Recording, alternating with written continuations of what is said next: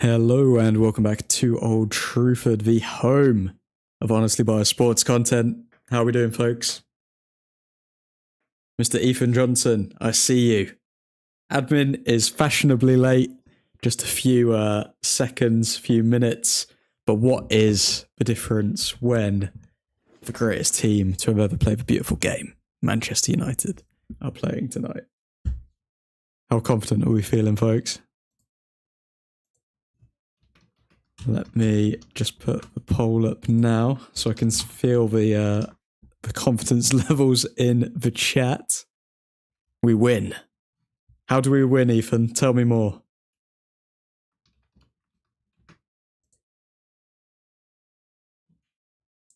So, interesting lineup tonight. We've obviously got Bayendier in goal. I mean, I think...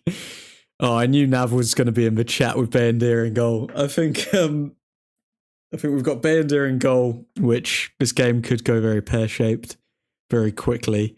We've got Yoro, De Ligt and Martinez at the back, with Ahmad and Delo at fullback, or wing-back rather, and Collier and Eriksson in the midfield tonight. We've also got Fernandez, Garnacho and Xerxes up top. That's going to be an interesting one. 3-0, says Ethan. Wow. God save our club. Altai masterclass incoming today. If Altai has a bad game, guys, then best believe the Altai video will be released either tomorrow or on Saturday. If you haven't already, folks, drop a like on the video. Got to keep the YouTube overlords happy and the lights on at Old Truthford Incorporated. EJ, my guy. I'm good. What about you? God save our club, says Suhan. Suhan, keep the faith, man. Keep the faith. The only way's up. The only way's up, baby. So let's start off with looking at, if I can pull it up, our placement in the Europa League. So the table shows this, folks. Table shows, okay, Spurs are winning their game 3-2 at the moment. How long left? Oh God, they're beating Hoffenheim 3-2. Hoffenheim with a late comeback here from the looks of it. If they can get one more goal, that'd be so Spurs. Go back onto the table. Okay. Wait, no, not the Premier League table. What's going on here? Back to the Europa League table. Okay, match day 7 of 8. So we've got this game and one more game to play, folks. We are currently in 10th, which means we're in the knockout part of the competition. If we make our way into the top 8, then that means we just go straight through to the next round. With a win today, oh God, Bodo / Glimt are higher than us right now. With a win today, that would put us in 3rd position.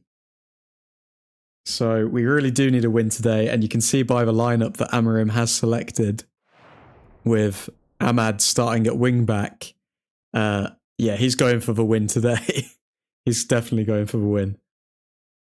Mazraoui isn't starting due to a suspected knock, I believe it is. So that's why he's not starting, not because he's been in poor form. Onana needs dropping after his last stinker. Yeah, I do respect Amorim for dropping Onana, but at the same time, I'm hoping Bayendier takes confidence from the Arsenal performance and actually runs with it, because otherwise we are going to get we're going to get found out in this game, or Bayendier is, if he doesn't make the most of this opportunity. Waiting for this match to start, watching Roma / AZ at the moment.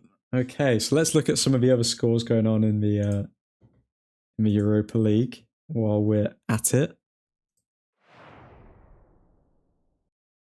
Okay, so Ole Gunnar Solskjaer's Besiktas 4-1 against Athletic Club. Very impressive from Mr. Solskjaer. Bodo / Glimt 3-1. Roma. Wow. 1-0 down to Alkmaar. Hoffenheim, Tottenham. That game has officially ended 3-2 to Tottenham. Olympiacos 2-0 up against Porto. We've got FCSB, who we are to play, I believe, on the... Let me double check this. On the 30th. They're beating Karabag. And Fenerbahce versus Lyon, 0-0. Victoria Pleasant, 2-0. Realistically, all the sides that we've come up against are actually doing fairly well in the Europa League. So, I mean, they have shown themselves to be tough opposition. Like, look at that, Twente beating Malmo. We drew against Twente 1-1. So, yeah, plenty of games to be played. But if we get a win today, then surely, if we're on 15 points, it's still very tight, isn't it? That doesn't necessarily secure us top 8. So we need to win our last 2 games, really. No room for failures or draws. We need to get these results. We need to get these points on the board. Thoughts on Garnacho to Chelsea for 70 mil admin. If I'm being honest, Nav, if they actually pay 70 million pounds, it's one of those things where, like, yes, he could become a world beater and it could cost us, but at the same time, if he stays in the club and he's not performing to his best in Amorim's system and it doesn't suit him, then we're probably going to end up selling him for less anyway. So I think 70 mil is about fair. I think if Chelsea came in, gave us 70 million pounds, not euros, has to be pounds, then I'd be happy with that. I mean, look at like what Ronaldo went for, like 75 mil, 80 mil. Obviously, that was like 12 years ago. But Garnacho isn't realistically at this stage half the player that Cristiano Ronaldo was at that stage. So I think 70 mil, I'd be reluctant to say goodbye to Garnacho because he's given us a lot of good moments. But I think 70 mil for Garnacho's a fair estimate, 70 million pounds. Take the money and run, even though I don't want to sell him. Yep, same page as Ethan there. We should be in top 8.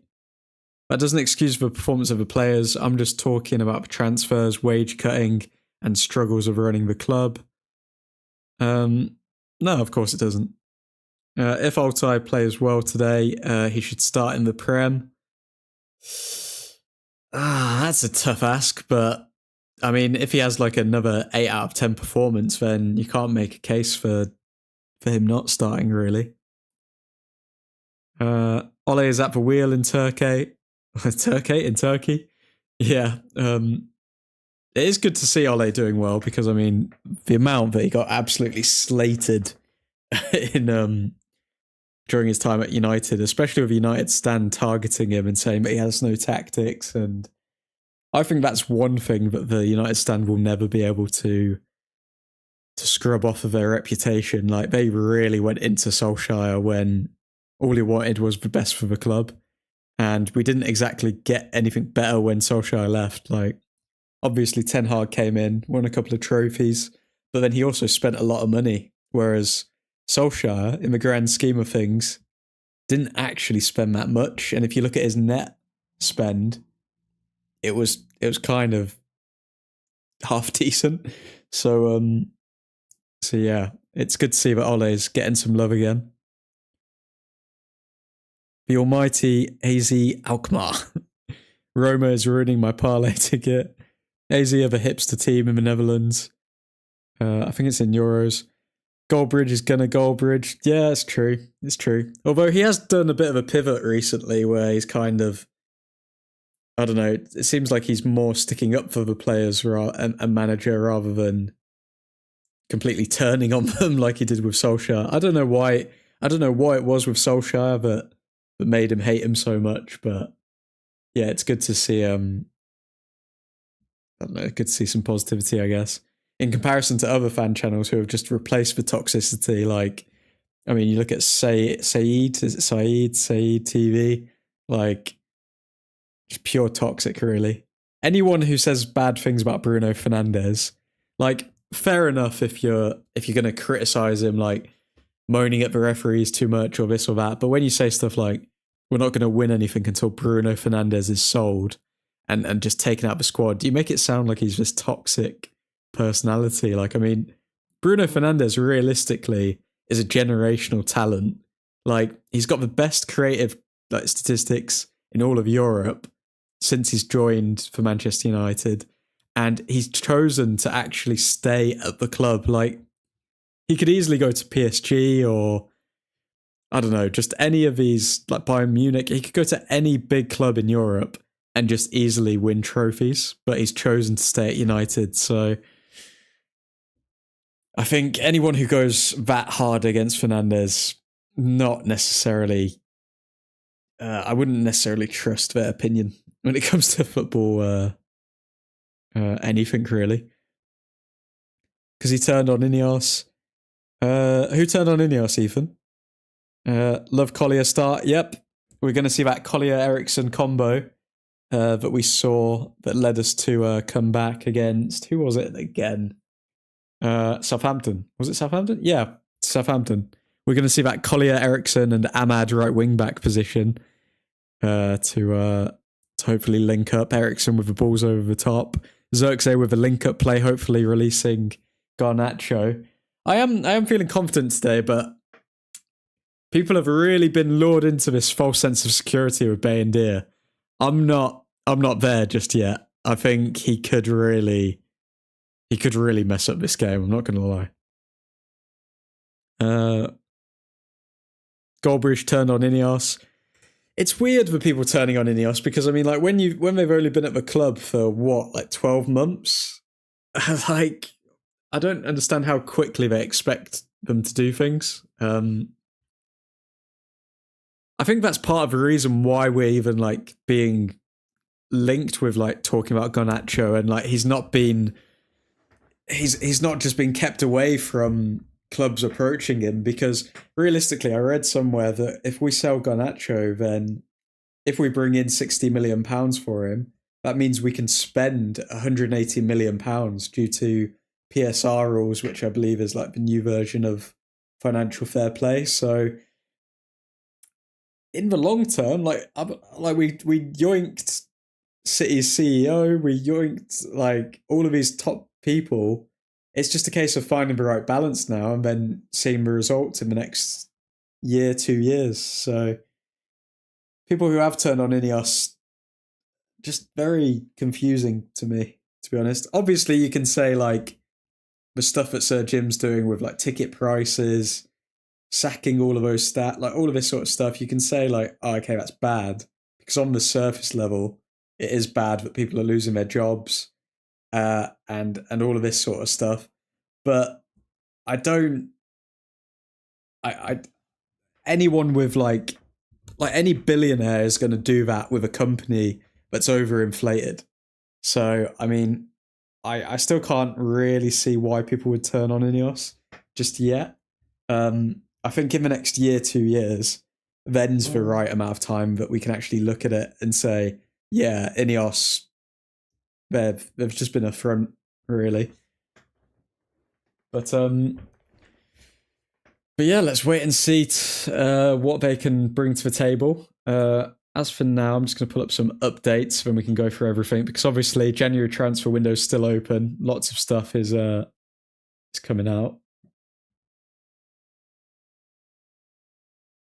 Okay, let's look on Tweeters for any updates coming out about any of the players. So, relationships between Chelsea and Manchester United at the highest levels are very, very good.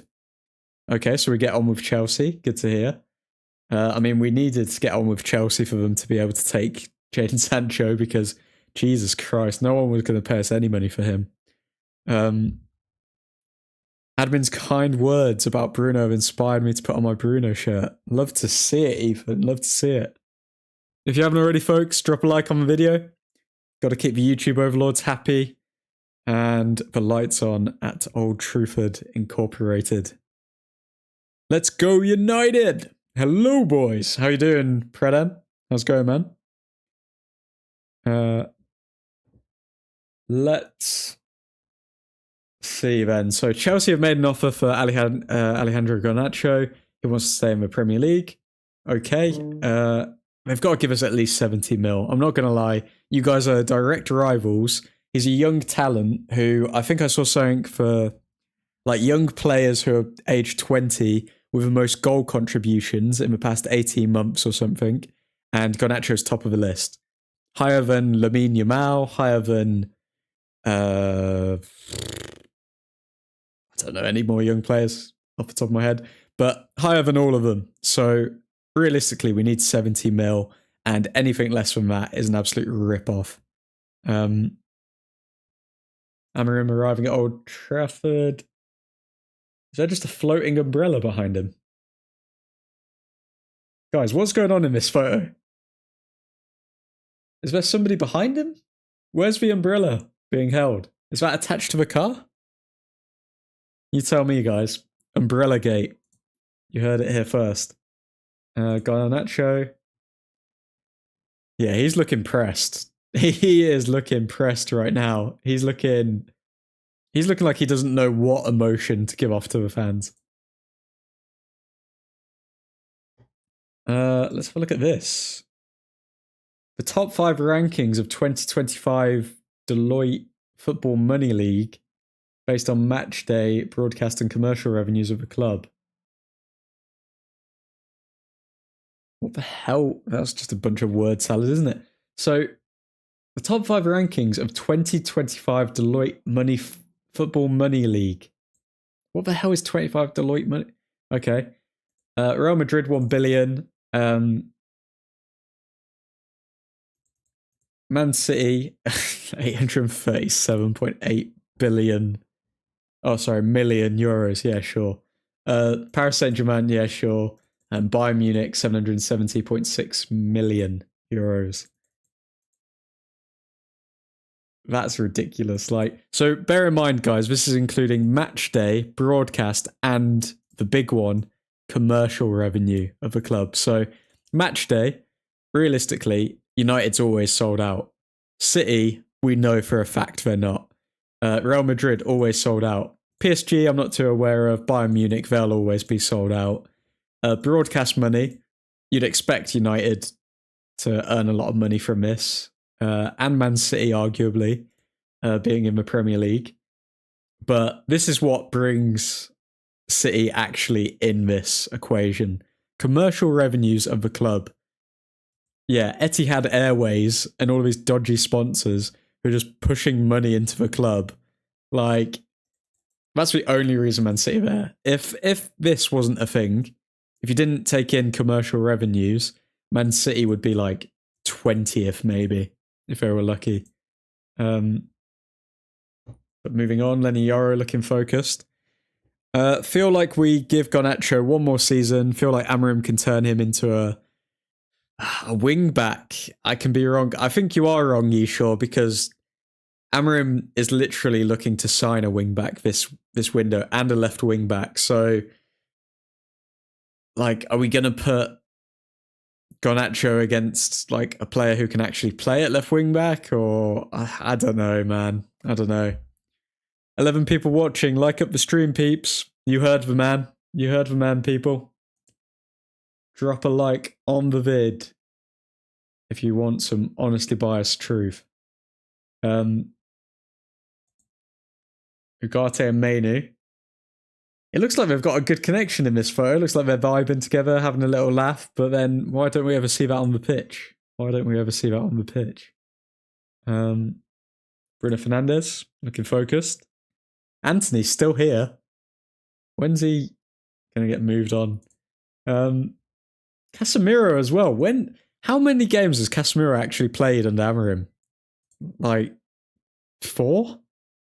At most?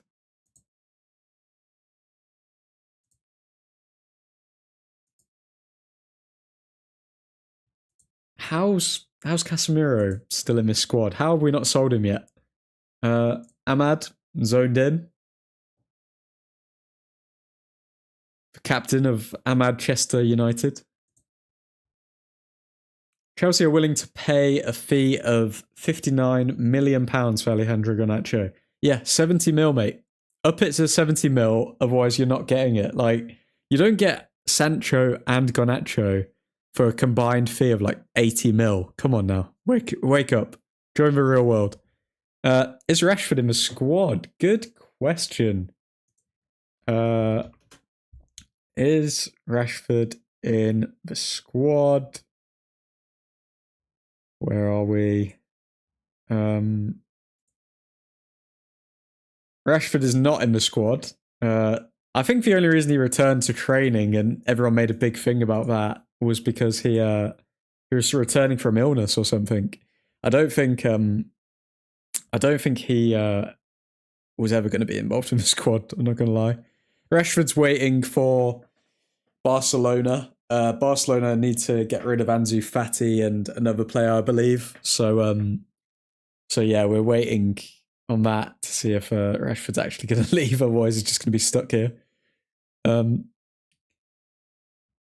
seen the lineup yet, mate. Could you let me know? Yep. So lineup, Eddie, is this. We've got Bayandere in goal. We've got Martinez, De Ligt, and Yoro as back three. We've got Delo left wing back. We have Ahmad right wing back. We have Collier and Ericsson in the midfield. And we have Fernandez left attacking mid, Xerxes up top, and Garnacho right attacking mid. I am shocked that Højlund isn't starting this game because he literally has an efficiency rate of 50% when playing in Europe or when like playing at night, really. So I think yeah, Højlund, if he does come on, he will score a goal. So I guess we've always got that as a super sub because he always scores on European nights. He's literally got a 50-50 chance of scoring a goal. I'm aiming for a United 3-1 win, but big but, I really can't see us winning with team's mentality being at an all-time low. Deep breath. Come on, United. Good to see you, Neil. How you doing, man? I think we've got a good chance of winning tonight. Højlund, if he comes on, will score a goal. So that gives us at least a 1-0 lead. The thing I'm not confident about, and the biggest question mark for me going into this game, is Bayandere. If Bayandere can actually turn up, then yeah, I think we've won this game. If Bayandere flops all over the place, we are absolutely screwed. Truthfordians, Diego. 3-0 United prediction. Wow.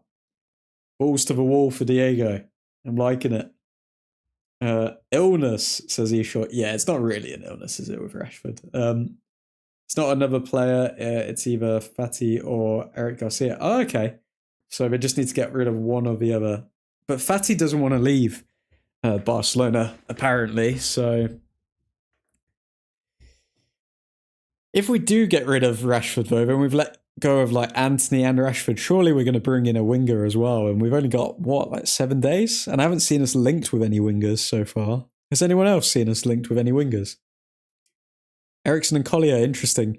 Yeah, it's an interesting choice, Eddie, because, I mean, like, Ericsson and Collier, they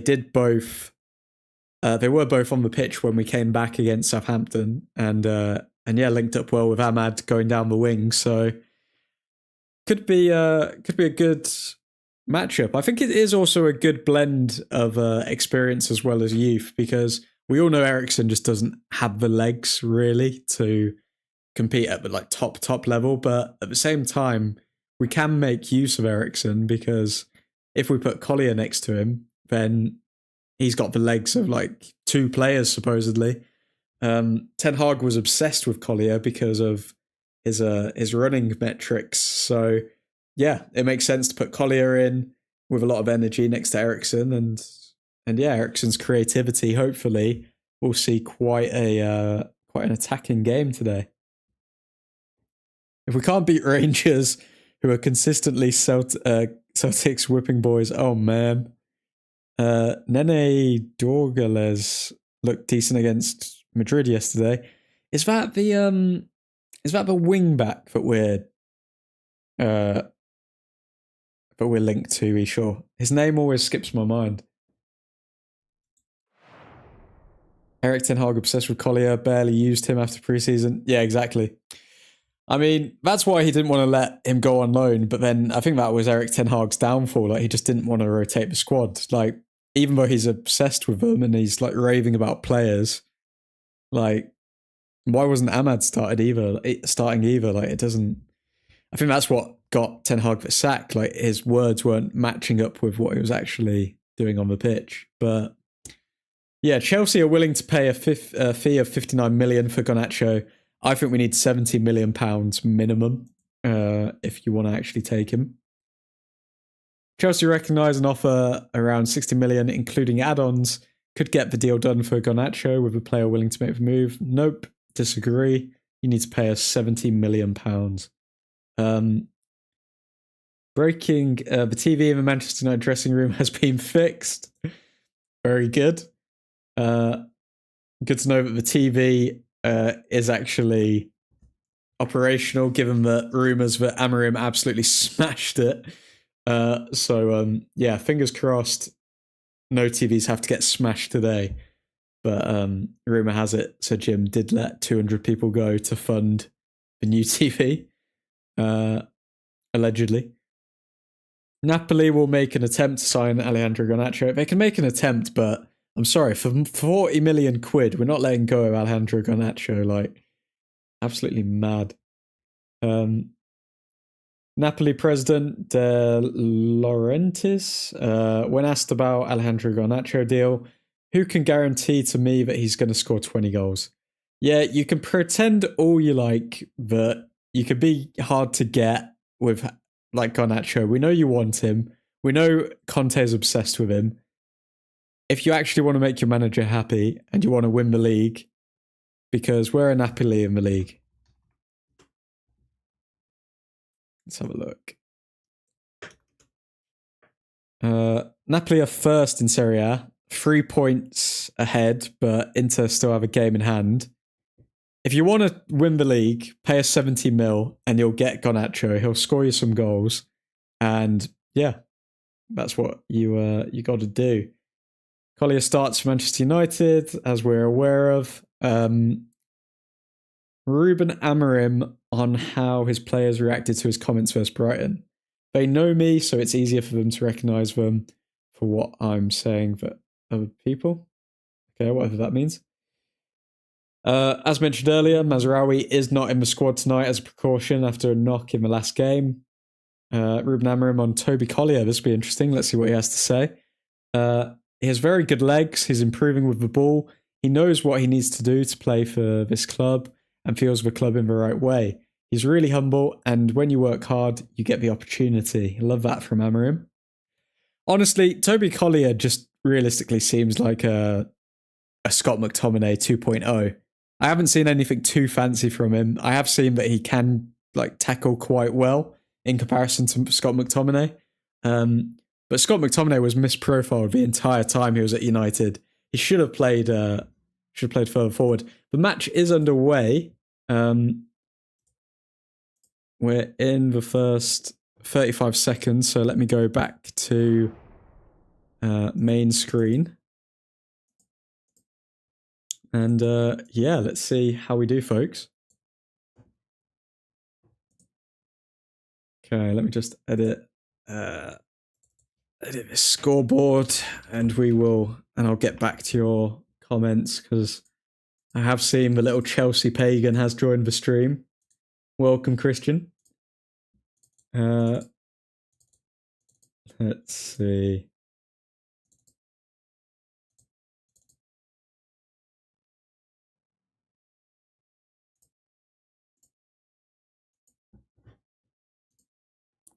Okay, we are in the first minute. So let's go, folks. Looking like we're dominating so far.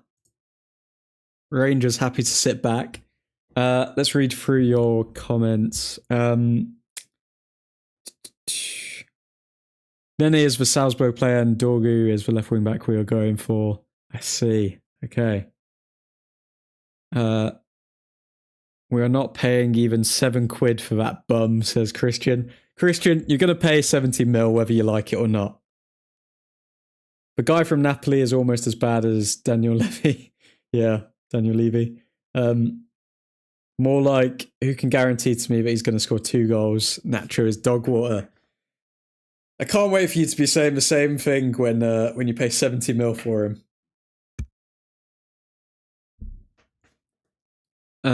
Real talk. Real talk. We miss McTominay. We actually do. I am very disappointed that we sold Scott McTominay because I think he would have done very well in this system for Amorim. Like, I think McTominay and Ugarte would have been a really tough midfield to play against. Missed me. Damo, welcome back. How you doing, man? Damo, what up? Good, what about you, Ethan? I'm going to go for a 2-0 win. Everyone, get your score predictions in the chat. Let's see what everyone's feeling. Hello, boys. Nick, the Dutch Destroyer, is present. How you doing, man? McFred midfield, let's go. McFred midfield. Oh, I need to wake up. You know me too well. When he signs for us, he's back to being the new Ronaldo. 2-1 United, 3-1 United. Is there a buyback clause for McTominay? Nah, there's no buyback clause for McTominay. I'm not going to lie. If we did actually sell, because I was going to make a video on this, but I'll say it to all of you guys before I do, if I do. If we actually sold Garnacho for like 45 mil, 50 mil to Napoli, that would be an absolute joke. Like, getting Garnacho and Scott McTominay for 75 mil from us. Napoli would actually get both of them for 75 mil. That's insane. Oh, Garnacho, good in the box, but tackled well. Like, honestly, that would be crazy. Like, both of them were like 2 of our top scorers the season beforehand. For Napoli to get both of them for 75 mil, it's actually ridiculous. So if Ineos do that, I am going to be very, very disappointed. Whereas if we get 70 mil for him from Napoli or Chelsea, then that's good business. Doing well. How are you all doing? United 3-1, says Neil. Okay, a lot of 3-1. Everyone thinks we're going to concede a goal then, other than Damo. We are already winning on XG. United 0.03. That rhymes. Rangers 0. Oh, come on, United. We need a win tonight. We need something to look forward to this season, and I'm hoping Europa League can be that.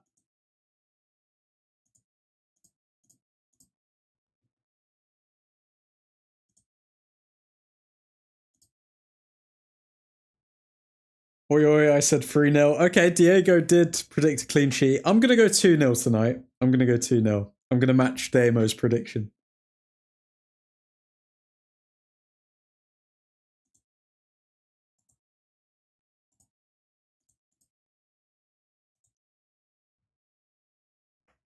We got the Hoyland Europa Night Beast. He's not even starting, Nick, but he will come off. If he does come off the bench around the 60-minute mark, we best believe we are going to score a goal.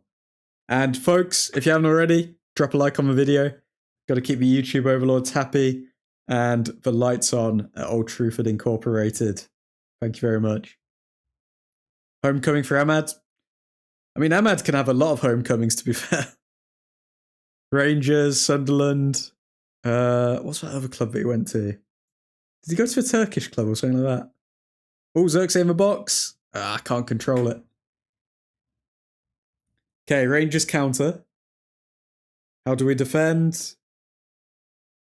Good from Martinez and Collier, shutting off the passing channel, and then interception from Yoro to finish it off. I forgot he played for Rangers. Ahmad's been around the shop. I swear he played for another club as well. He played for a non-UK club. Let's see. Ahmad Diallo. Can anyone remember that, or am I going crazy? No, it is just Rangers and Sunderland. I am going crazy. He did play for Atlanta. He came from Atlanta, but I thought he was loaned out to someone else as well.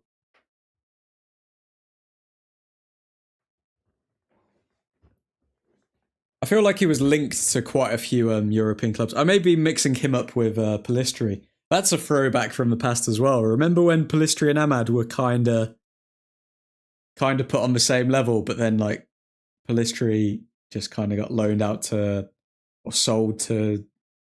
Where's Pellistri now? Is he in like a Greek club? I want to say the one beginning with P. Who's he playing for? Yeah, Greek Panathinaikos. Yeah, he really fell off the map, to be honest. Being the reason why he's comfortable communicating in Italian. Do you think Ineos will beg Sporting for a 4-season loan of Gutierrez since your club is broke from overspending on championship level players? Who knows? I mean, if we can use all the connections, then why not get him on a loan? You say that our club's broke. Don't you have Sancho on a loan right now, Christian? What are you talking about? Pellistri should have gotten a chance. Pellistri was given a chance, to be fair. He was given a few chances, but he never showed that killer instinct. Like he set up a few assists, but he never showed that killer instinct. And he's showing the exact same thing in the Greek league because he's played 17 matches and he hasn't scored a single goal. So that may have been the right decision to let Pellistri go. If we start to sit back, we'll concede at least 2, if not 3, but hoping we're starting to push forward. Yeah, realistically, as long as Bayendir doesn't face a shot on goal, then we're going to be good. If we win this match, we'll be 3rd in standings. Yep. Oh, God. Bayendir? Oh, wow. Good pressure from Bayendir there. That was a 1-on-1. Good from Bayendir. Bayendir might actually bench Onana in the Premier League if he has a good game tonight. Let's rewatch this. Bayendir rushed very well. Good from him. Admin pull-ups, City standing in Champions League. Let's just brighten the mood for the day. Okay, your wish is my command, Nick. Let's have a look at the Champions League.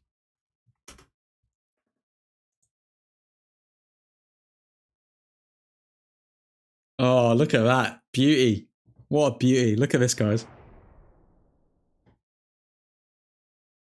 Okay, so you've got the guaranteed places.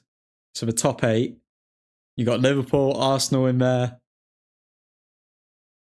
Then you've got the knockout like positions. And then all the way down here, you've got Man City. Bloody hell. I wonder if Højlund's beginning to regret that like 10-year deal that he signed already. Rashford is watching from the stands. Camera zooming in on there.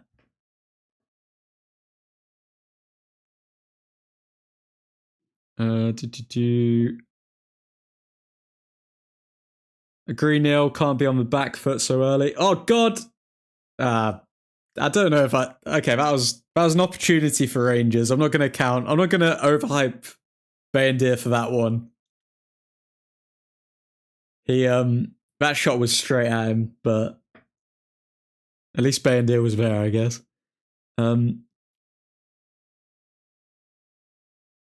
Sancho's dog quarter would rather have Jay Lings back on big wages. Your club has the bank account on loan. How tragic was it being bought by a broke billionaire? Yes, Altai. Good vision from Altai. Marcus Rashford has posted on Instagram, come on the boys, while he's in the stands.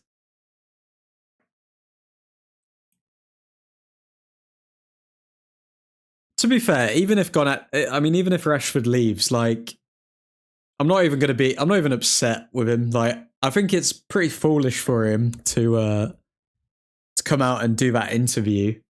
Because what do you think's going to happen when you say that you're ready for the new challenge? You think that the coach is just going to play you? But if Rashford leaves, I think I'm happy with that. Like, he's obviously he's obviously past his time at United, and if we can get decent money for him, then it's win-win, I guess.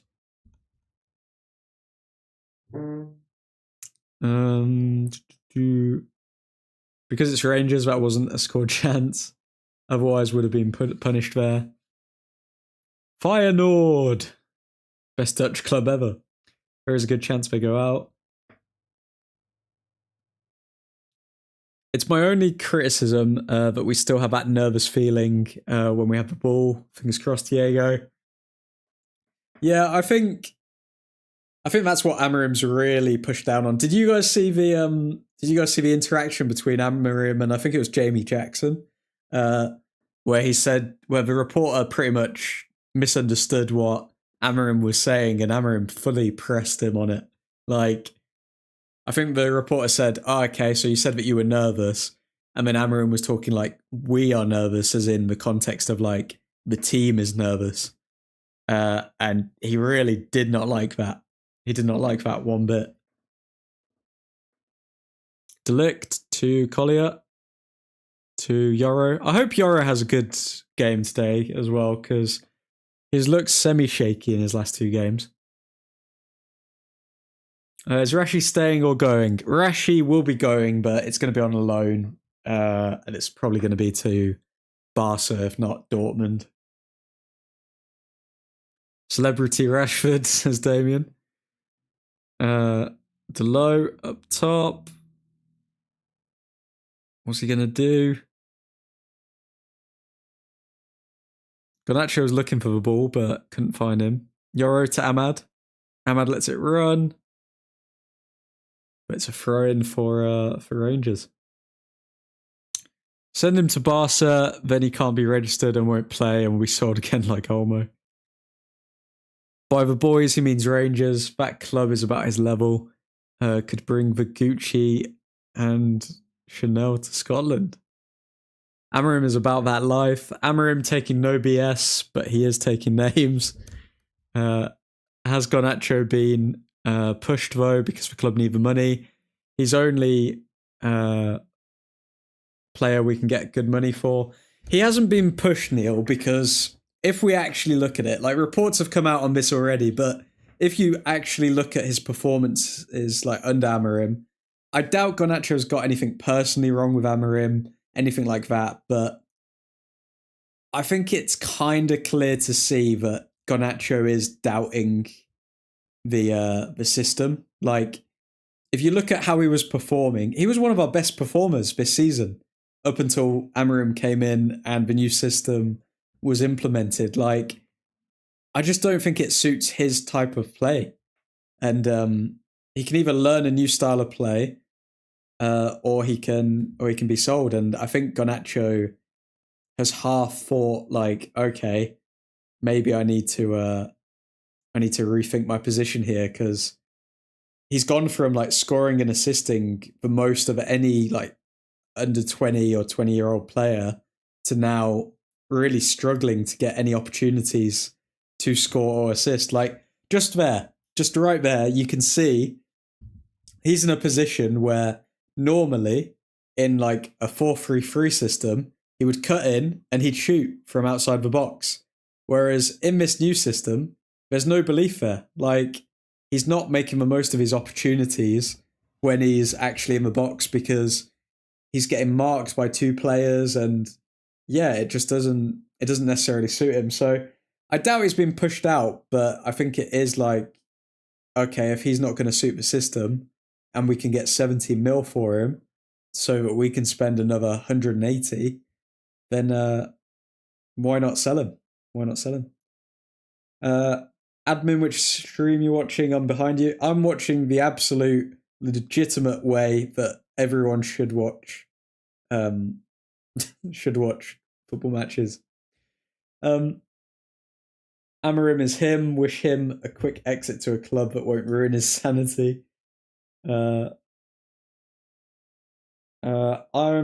on time with admin, 4 seconds ahead. Oh man. Hoyland on the bench, just waiting to be unleashed. The vampire that is Hoyland. Amarim walking around the touchline like Quasimodo with the hunchback. Rashford and Erik ten Hag again. What a dynamic duo that will be at Dortmund. Oh, God. Maybe he won't want to go to Dortmund. Ruud might resign from Leicester. He was promised signings, which they didn't deliver on. Well, if he doesn't resign, he's going to get sacked either way. So, like, I mean, he may as well resign and save a bit of his dignity. Admin, did you take a look at the spreadsheet? I haven't looked at the spreadsheet yet, Nick, but I will be looking at it this weekend. I think spreadsheets are a good way going forward for everyone to be able to give player ratings, and then we can do like average it all up at the end. Oh, Bruno Fernandes long shot, terrible. We've obviously dominated this first half, but we haven't clicked yet in terms of attacking intent. Let's have a look at the XG, because Old Truthford is the home of XG statistics. Oh my God, the Rangers actually have more XG than us. They have 28% possession, but they have 0.55 XG with one big chance, whereas we have 0.06 with 72% possession. Wow, we really need to create something soon. These players are doing the same thing they did with Erik ten Hag, just shooting from anywhere. Man. Midgetland, 1-0. Very good. I like seeing Midgetland do well, you know? It would be so the new United era to win the Europa League and get relegated in the same season. I was actually thinking that for Tottenham. Like, I think they may actually win a trophy, but they could get relegated. I doubt we're going to get relegated. Because even though we're bad, we're not that bad, you know?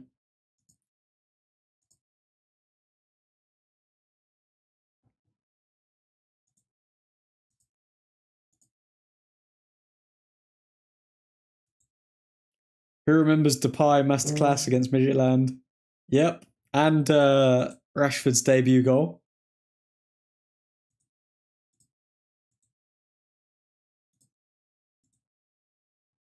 Those were the times, man. Those were the times. That's where we still had like a feeling of invincibility as United. Like, the more years that have gone by, the less it actually feels like we're just unstoppable.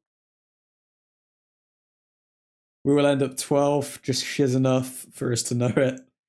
Depay was unplayable that game. Bruno with a Martinez haircut. Yeah, he's definitely gone for the mullet, hasn't he? Nah, that kangaroo in a suit won't get anywhere near a trophy at Spurs. Closest imposter Coglu is getting to some cups at that club is by walking into a Victoria's Secret store. Wow. That was there's a lot of names in there and a lot of analogies there, Christian. Gorav, hello buddy, new member to the community. I have a question. Do you have faith in Onana? I think we should reinvest in a good keeper. Good to have you, Gorav. Welcome to the Old Truthford community, my friend. Do I have faith in Onana? I think next season will be the indicator for Onana, because at the start of the season he was good. Now he's been poor. Like, that's 2 seasons where he's been hot and cold. If next season, his 3rd season, he doesn't consistently show that he's good, and fair enough if like he has the odd poor game here and there, like 1 in 20, something like that, then fair enough. But if he's consistently poor in his 3rd season, when Amarim has some signings in and we're starting to see more about how he wants to play, then yeah, we need to get rid of Onana. So I'd say a quarter of the way through next season is when the pitchforks should be out for Onana. I think now's a bit too soon, in my opinion, because he had to deal with all the injuries and like the terrible defense in front of him in the 1st season. Then second season, he's had to deal with like different managers coming in. But yeah, there's no lie that we haven't looked great with Onana, is there? Like realistically, how we're playing right now, why could we not have De Gea in goal? It makes no sense. And the fact we let De Gea go because we were being greedy with wages and stuff really is like just an absolute... It's an absolute joke.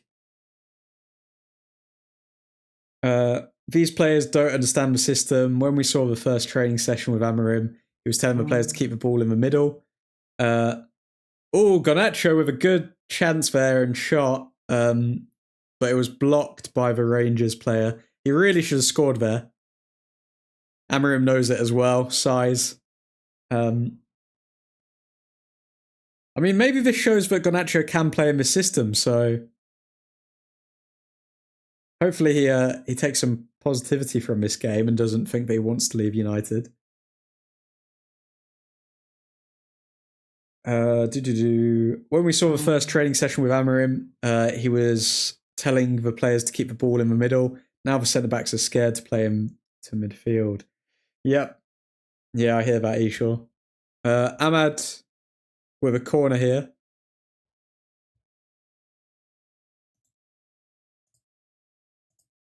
Ahmad with a cross in.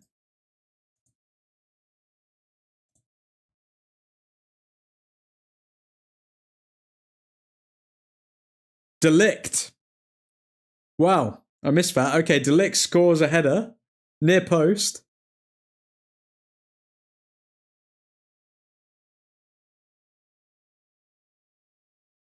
Good cross and good corner from...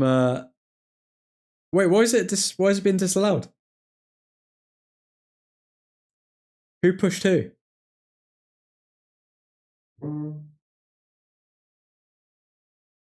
Oh, right, okay. So we're not even going to look at the AR or... What? I don't even know who fouled who. Did Yoro foul someone? Or was it Collier? Yoro? Oh my god. Yoro literally stroked someone's back and they gave it a foul. Oh my god. Guys, the system doesn't want us to win. I think it was on Yoro. I think they said that Yoro fouled someone. That's why the camera zoomed into him. That is mental. Oh my god. Bruno cross. Xerxes can't reach the ball for the header. Eshaw, please don't say that. We've got that nervousness about us, don't we? God damn it, says Neil Cox. Neil Wilcox, rather. Pandit, welcome and good you are here. No, we don't have faith. He must go, that bloody whooping angel. Yeah, Nick has no faith in Onana anymore. Rather than Onana, we should have gone for Mike Magian, in my opinion. Mike Magian? I'm not familiar with Mike Magian. Could have bought Diogo Costa for the same money we paid for Onana. Yeah, Diogo Costa would have been the more sound. But having said that, when we played Porto, Diogo Costa made some bloody howlers, man. Unless I'm thinking of a wrong keeper. Let's check that admin isn't crazy.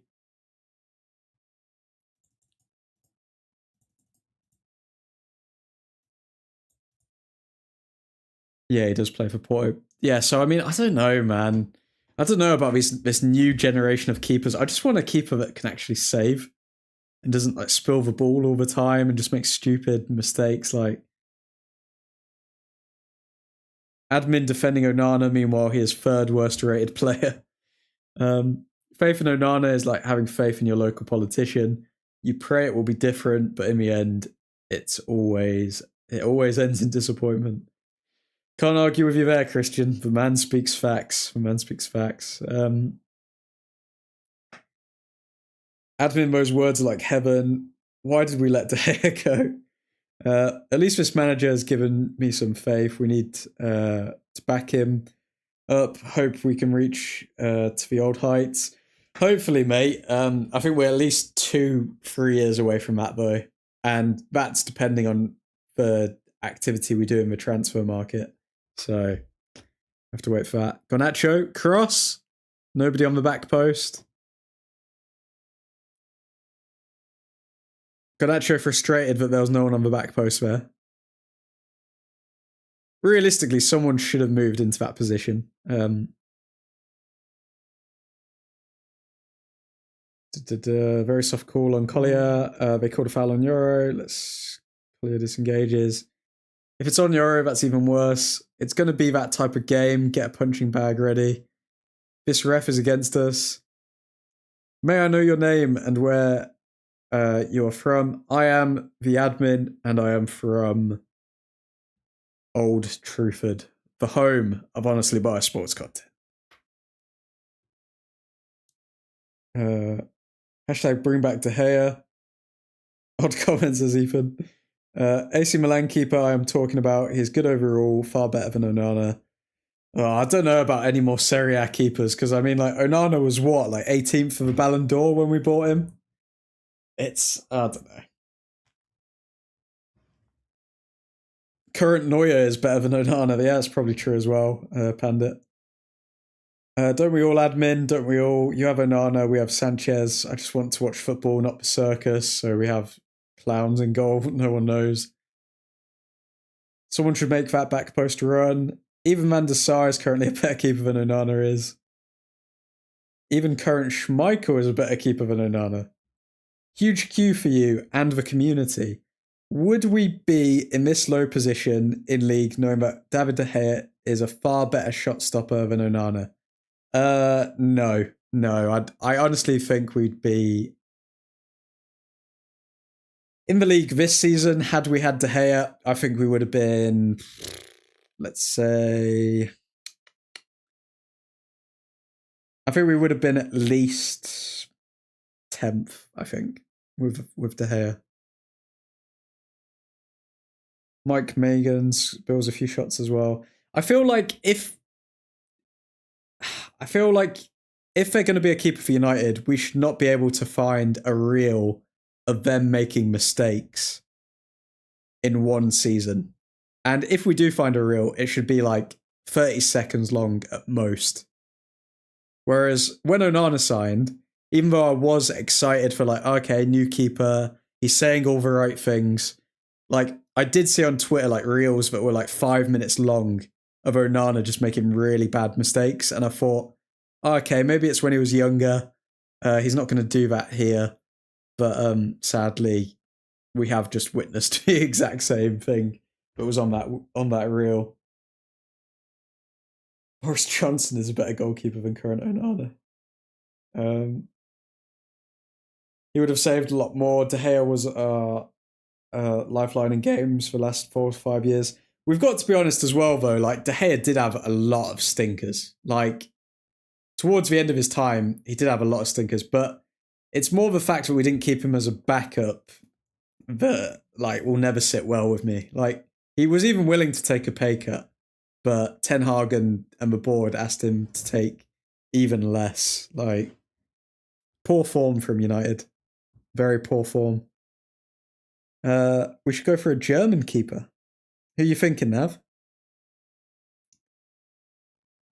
Current Onana fail videos are about 2 hours long. Yeah, they've increased even longer with his time at United. Don't you think Qatar ownership should have been agreed for 30% initially, and after that, take over United in future? At least we might have invested in players. I mean, we have invested in players. Like, I mean, we brought in a lot of players in the summer with Ineos. Like, De Ligt, good signing. Mazraoui, good signing. Yoro, potentially good signing. Xerxes, still question mark. And Ugarte, good signing. So for the most part, it was like a 7 out of 10 window. But there's much more work to be done. Nav knows ball, I can see. Red card, Real Sociedad. Wow. Down to 10 men. Corner here for Rangers, but it's cleared. Ahmad, there's a counter-attacking opportunity there, but Ahmad couldn't find Garnacho. Onana is a walking mistake. Great pool of German keepers currently. Urbig or something is really good. De Gea had 17 direct mistakes in 12 years. Onana had 12 in 2 years. You cannot compare those two. We need to look deeper into that stat, because what I remember from De Gea is that in almost all of our competitions under Solskjaer, it came down to like either him making an individual mistake or McTominay or Fred. It was those three that like always did something, and some goals with De Gea, like you just couldn't put your head around like how it went in. Just like with Onana, like I don't know. Also, like De Gea made a lot of mistakes when he was first playing for the club. So I'm not 100% convinced on that 17 direct mistakes in 12 years. I'm not convinced on that. I'm going to say fake news on that stat. In my opinion, it's gone. De Gea versus Barca was disgraceful. Yeah, like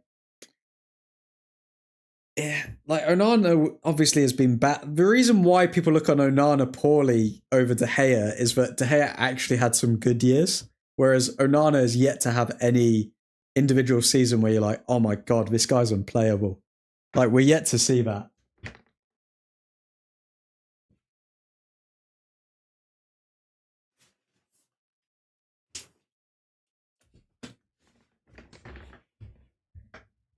Jonas Urbig is really promising. Nubel has also been good this Bundesliga season. Also, I think maybe the communication isn't there with Onana. Who knows? Like, who knows why the mistakes happen? But either way, we're not playing out from the back most of the time, are we?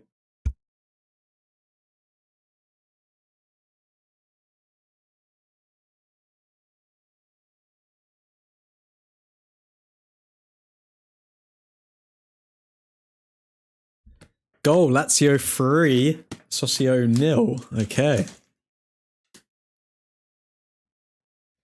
Still playing it around the back, still not really creating anything. We've had 5 shots, but we haven't created one big chance. Man, this game has been very dull so far.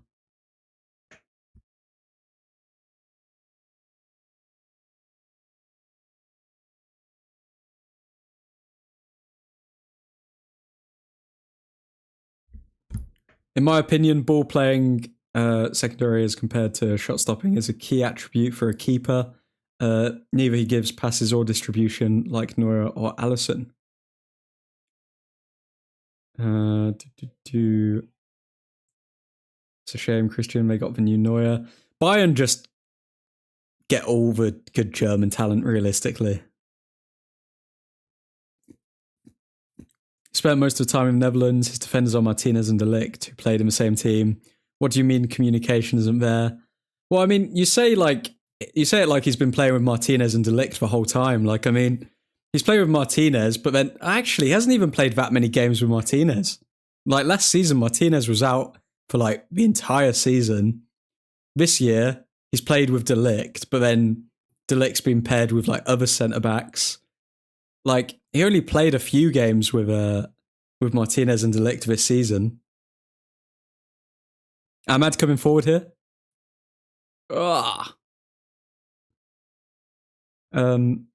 French with Yoro, as it's his mother tongue. I don't know. I feel like Onana's not good at organising. Oh, Ahmad, come on, Ahmad, please. Oh, no. Oh, that was a big chance. That was a big chance for Ahmad there.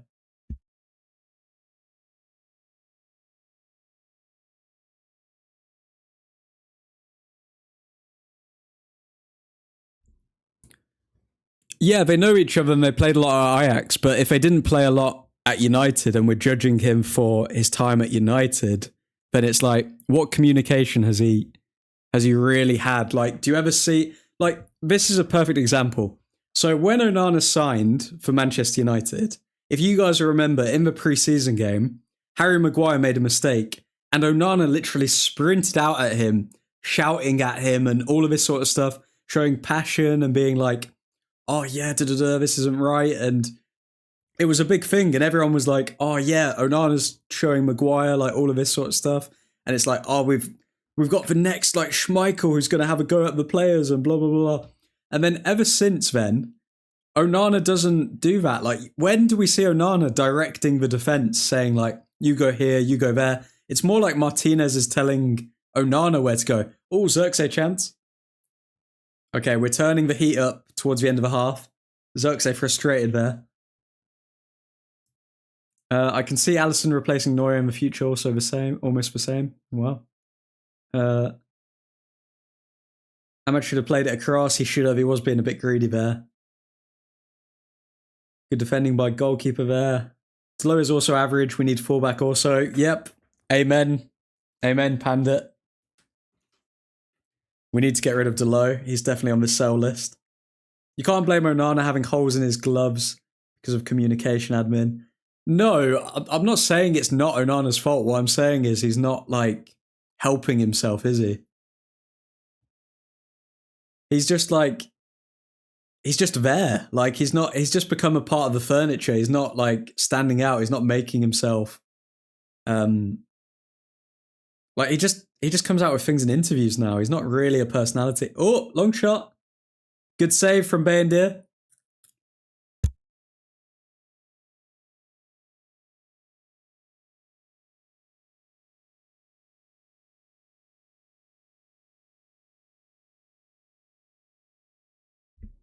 It took a deflection off Martinez as well.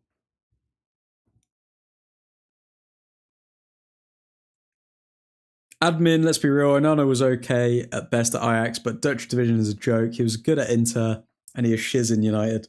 Yeah, it's true. I'm not disagreeing. I'm not saying that like Onana's been a good signing, but I think it's just you got to pick the right times of when you're like, okay, they've literally got no future here. And I think like a couple months into next season, we'll be able to tell, okay, Onana doesn't have any future here. Old Ty has had decent games so far. Yeah, he's made a couple good saves. You can tell his confidence is up. I'm just hoping no silly mistakes now.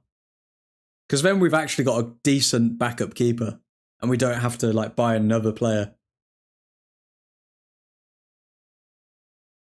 For me, Onana's body mechanics for saving the ball looks so bad for a pro keeper. His basics need to be refined. That's true as well. I do agree with that. Has Onana been clocked? He's down on the ground. Like, let's not pretend Onana's... I mean, Altai is amazing as well, but like, he's a young keeper. I think he's like 26. He's got the potential to...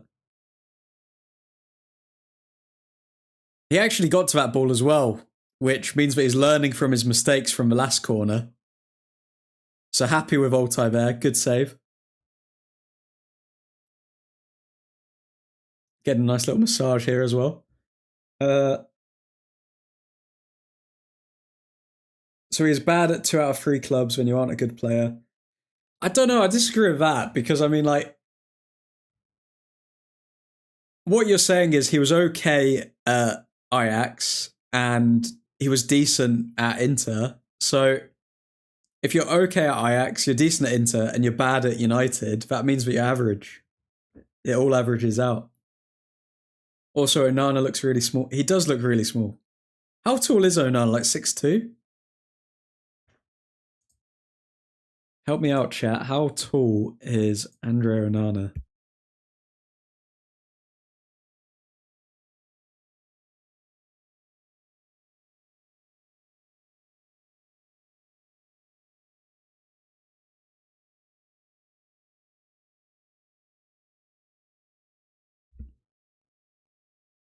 Garnacho left wing. Finds Delo. Delo crosses. No one there. Okay, Ericsson to Fernandez. To Collier. To Ahmad. Ahmad, literally, there's always 2 people on Ahmad. It's insane.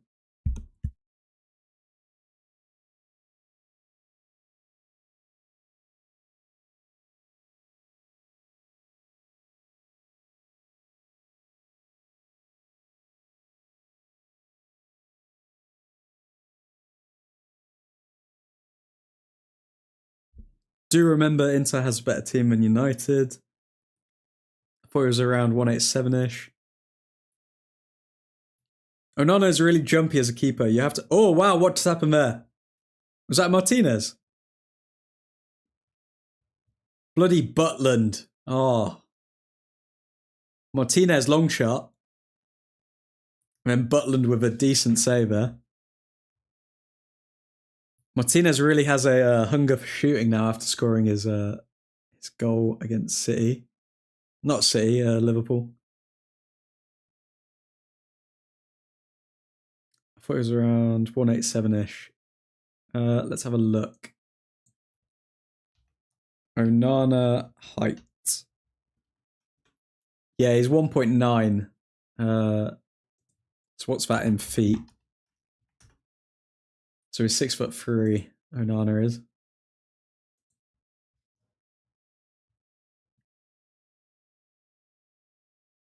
Onana is also really jumpy as a keeper. You have to be confident, just dive. You can't second guess yourself. Is he jumpy? I think he's more like... I think he just doesn't even try. Yeah, he's 6'3". But Dutch division is a total joke. Like there are 4 OK teams, the rest is a joke. Serie A isn't the best either. If McTominay moves like Prime Modric. Also Inter is one of the big clubs who can compete. What I don't understand is like... But then Onana did do well in Europe as well with Ajax, right? So he did well in Europe with them, showing that he can play well against higher level opposition. Did well with Inter against high level opposition, Champions League final, where he was arguably like one of their players of the season or something, getting them to the Champions League final. And yeah, that's why it shocked me so much why he was so bad in the Champions League for us.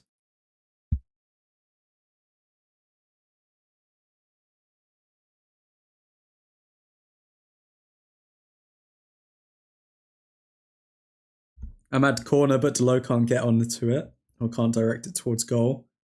Weeping Angel.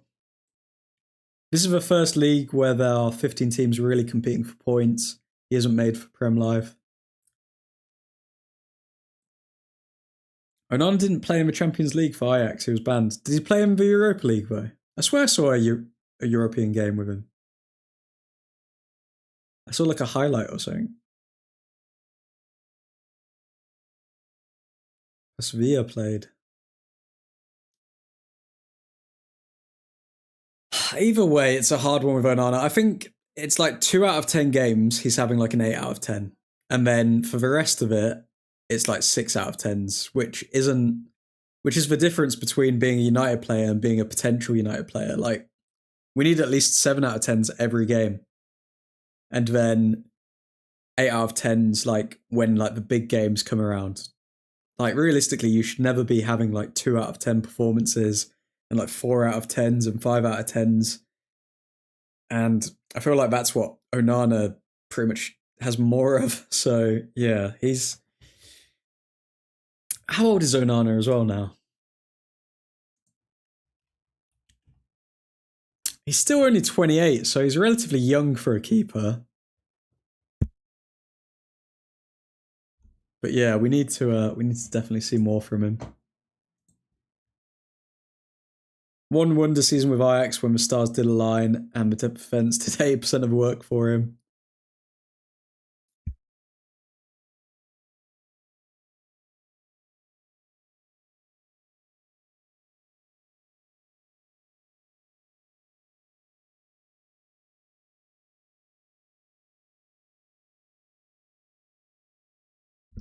Admin opened the spreadsheet. He had 5 good games and then went on a 5 bad games free. I will open it up next stream, Nick, and then we can all look at it, like maybe during or before the player ratings. At Inter, Onana barely had to make saves. 2 good, 1 average, 1 good, 1 average, too bad. Am I muted? Can you hear me?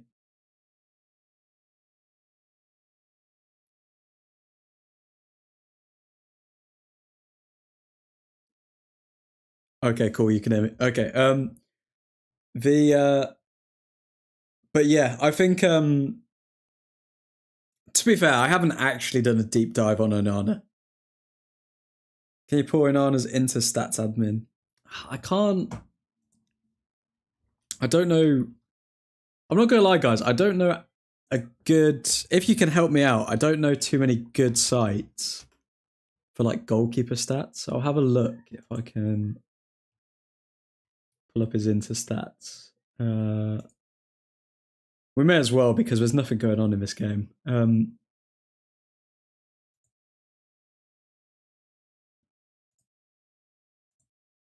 Okay, so into stats. Wait, no way.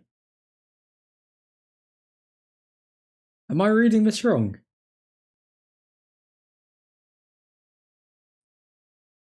Okay, no, this is actually ridiculous. Guys, I didn't know this.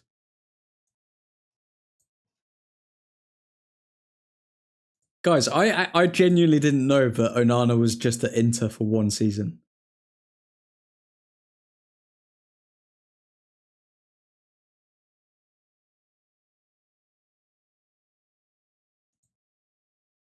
Bro, we signed Onana after one good season.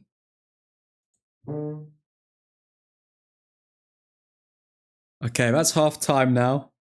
For this game. I didn't even know that. Wow. Okay. Onana may definitely deserve a video on him.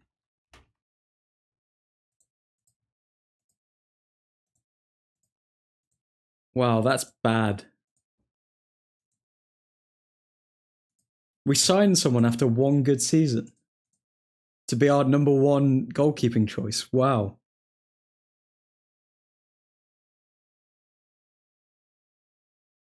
Inter did the pump and dump strap. They really did.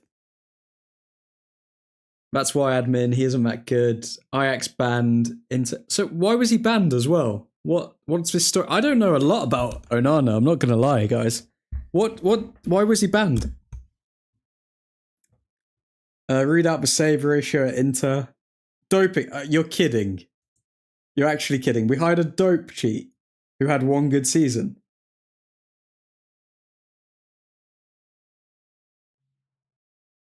Well, he conceded 36 goals in 41 games for Inter, so it's just under a goal a game, which isn't the best.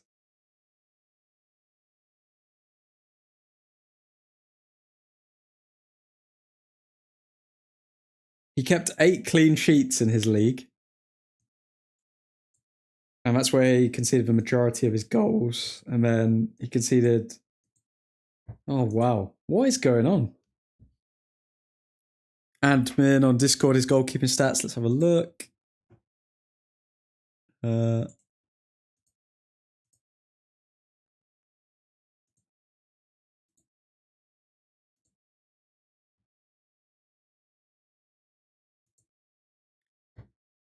Okay, goalkeeping stats. Let's have a look at this.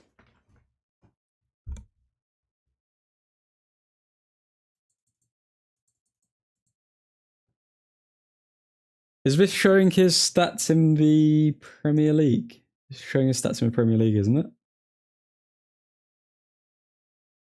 Shots on target against, save percentage 66.7%.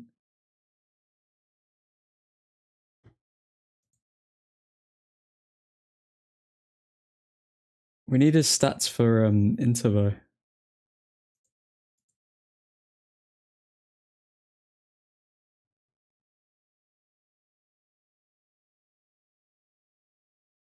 Oh, either way, lads, this is bad. We got duped for Glaze away. He claimed that he took his wife's pills by accident. Can you see how many shots he faced on average per game? Scroll down to interseason. Scroll down to interseason.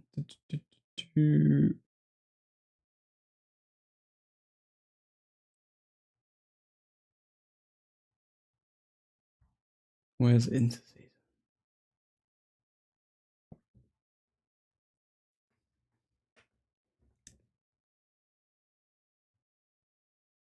You may need to send me a screenshot, Nick. I cannot.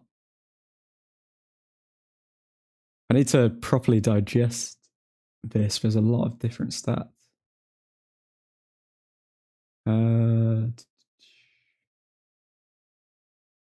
Okay, Inter. There we go. Serie A. Match play 24 minutes.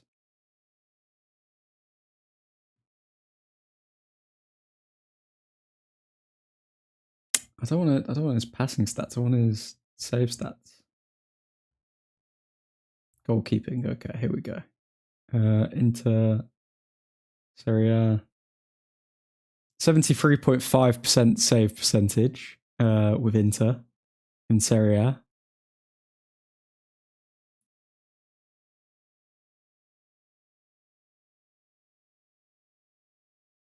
Into the kicks attempts.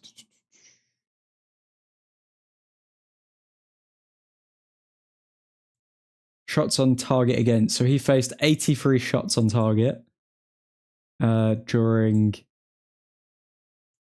his time at Inter in the league, and he played 24 games. So that's under like facing 4 shots a game. Wow. I think that's like 3.5 shots a game. He really, yeah. I think we did get duped. Yeah, we need to do a video on Onana. Jesus Christ, man. I can see why Nick's been going on about him every single stream. That's terrible.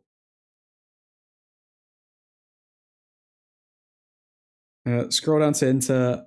All seasons he is active. Admin, go to Squawka to see his stats. Let's have a look at Squawka.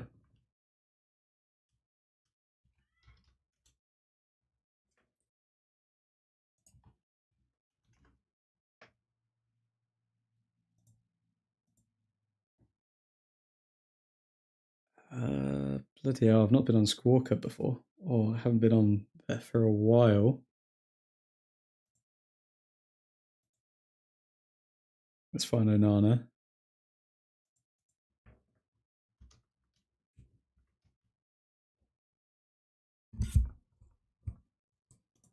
Okay, here he is.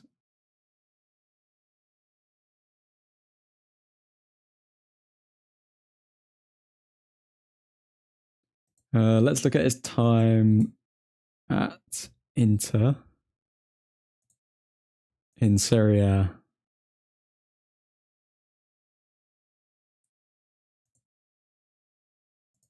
It's not showing much for, is it? It's just showing his passes attempted. Okay, we'll have to save that for another time, but Onana, man. It's not looking good. Maybe he should be sold in the summer.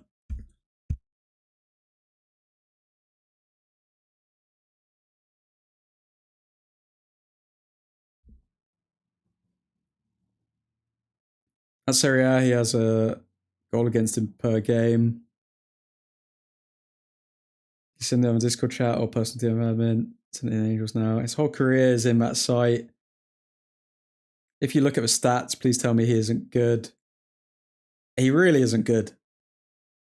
Yeah, I'm afraid so. One good season at Inter. Wow. We replaced someone who, like, obviously made mistakes, but we knew what we were going to get out of him for the majority of the time for a keeper that had one good season at Inter. That is really bad. He has been shiz since the start of his career. Onana sucks, I agree with Nick. Good to see you, Matt, man. He has an okay Dutch division keeper, not Prem levels. Onana really has been a joker since forever. A mother tricking joker. Finally, admin listens to me. Leave a like, folks. Got to keep the lights on at Old Truthford Incorporated.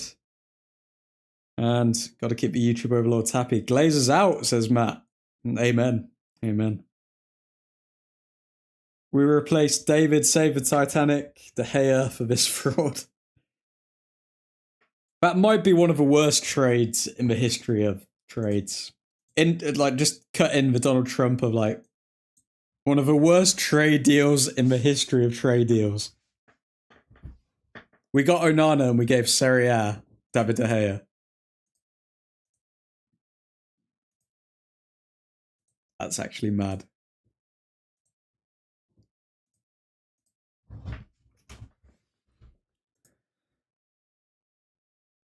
I don't know. I don't know, lads. Who would you... So we're looking at German keepers then, is the gist I'm getting from you, Nav. What other keepers could we bring in to replace Onana?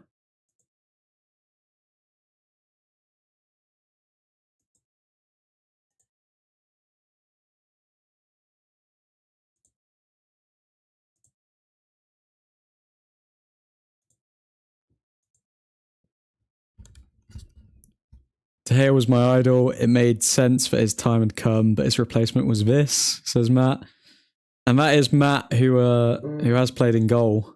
Harry Maguire is warming up, apparently. So I don't know who's going to be coming off for him. Maybe Yoro?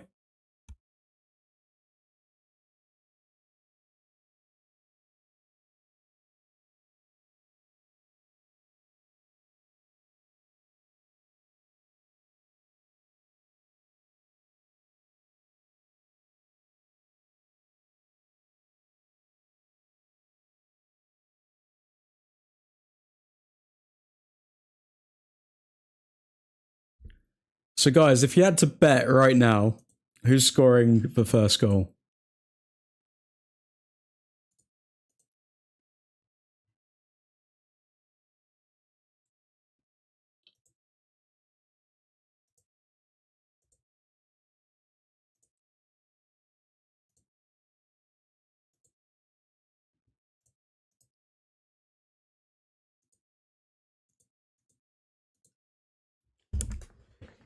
Because I'm not going to lie,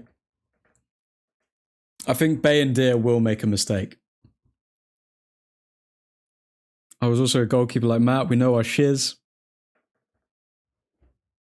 Ahmad Zerk assist. That's the dream, Ethan. That's the dream. But I feel like Zerk's going to be taken off around the 55th minute, 60th minute if he doesn't score. Because at that point, Amorim will know that we need to win the game. And if you put Højlund on, you're almost guaranteed a goal.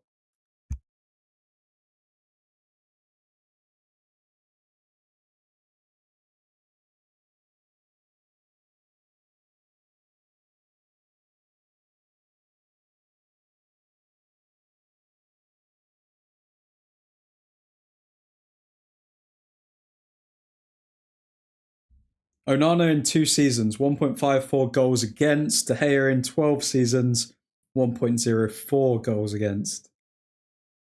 There are levels to this.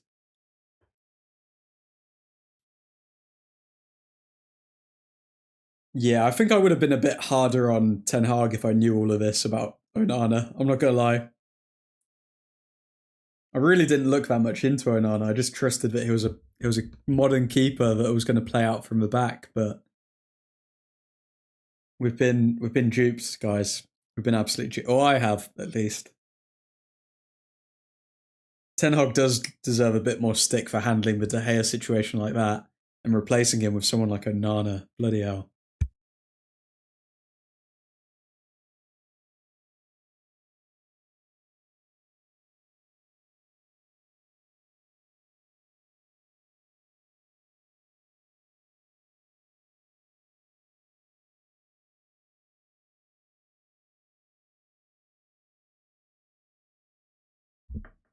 This is my TED talk over Cameroon fraud and reading stats. Good night. Thank you very much, Nick. You have educated the chat. I think the big sign that kind of worried me with Onana early on was the fact that he wasn't even getting picked for Cameroon. Like, wasn't it his cousin or so? I don't know if I've made that up, but like somebody was getting picked over Onana for Cameroon.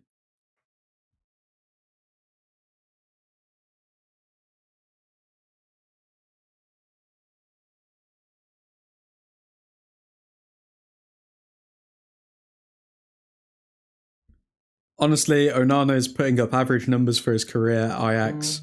He had a 76% save ratio, and at Inter, he had 77% save ratio, and now at United, he has a 71% save ratio. In summary, we signed an average shot stopper.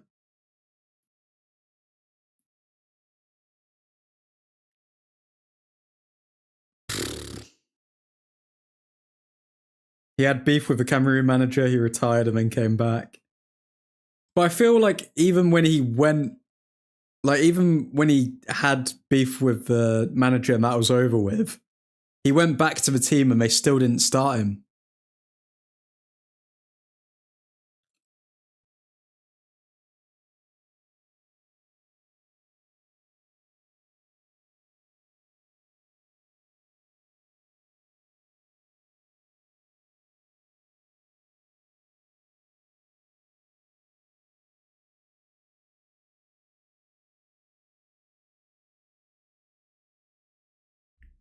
Either way, we've got a big second half coming up now.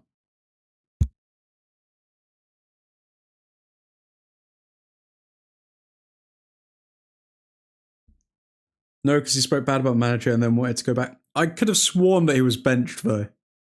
He was still a part of the squad, but Onana was benched. A little bit like your actual situation right now, you won't get played. Oh, okay.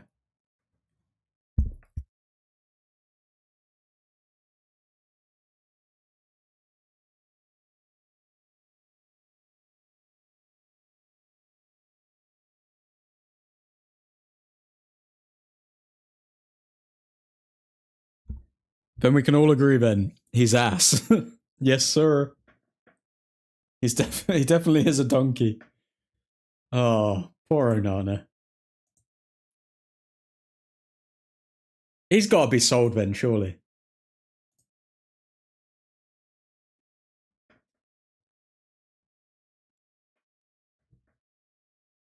Onana's got to be on the selling list. There's no way that he's considered safe. Like, is the only thing going for Onana that he's still a relatively young keeper? Is that the only thing that's kind of leaning in his favour, or is that not even a defence, guys?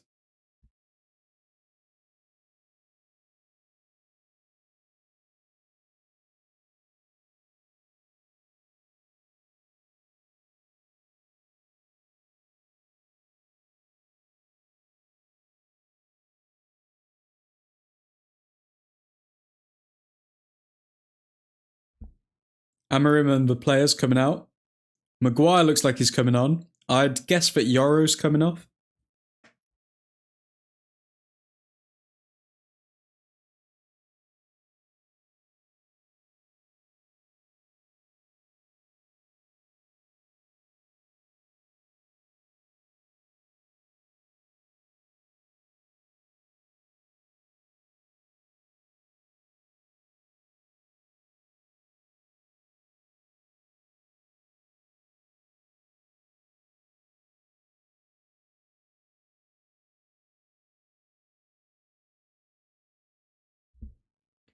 I know he made a first and diss someone. Sell him to the desert. They'll overpay for him. Wow.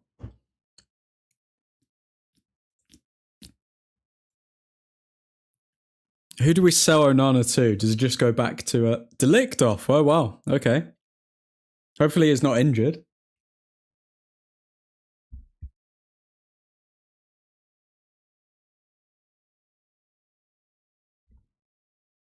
It must be an injury, though, because I don't think Delict was playing too poorly.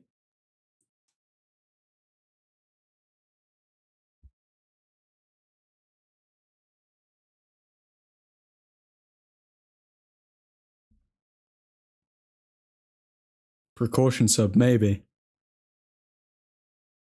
Delict has played quite a lot of football recently. Okay, second half is almost underway. But Slabhead header goal will make my day. Let Onana go to whoever wants him. Even 25 mil would be good. Just get rid of it. Oh, yeah, I really think that we'd struggle to get 25 mil for him now. Maybe like 15, 20. Okay, second half underway. Hopefully we can actually see some more chances created here.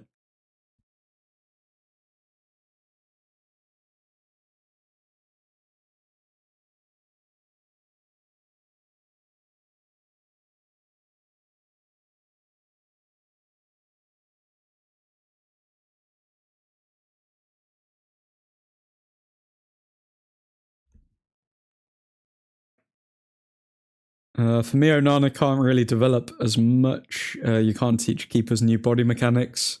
Just like in baseball, you can't teach pitchers that many new body mechanics. Onana just hasn't got the basics in him.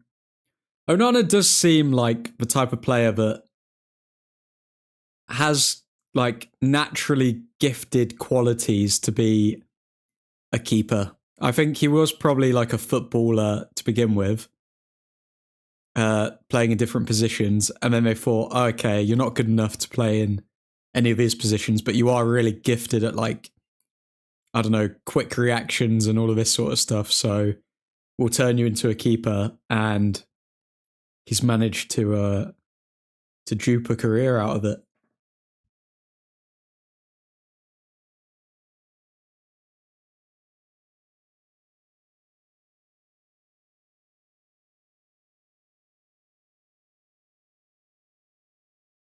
It's funny because in interviews he would always say like, I don't know if he spoke about himself winning the, not winning, but like getting to the Champions League final, but he would always say, oh, we know that these players aren't bad players because of like one bad game or one bad season and all of this sort of stuff. But at this point, he would have had more bad seasons than good seasons. So like at that point, you do kind of fall under the category of bad player.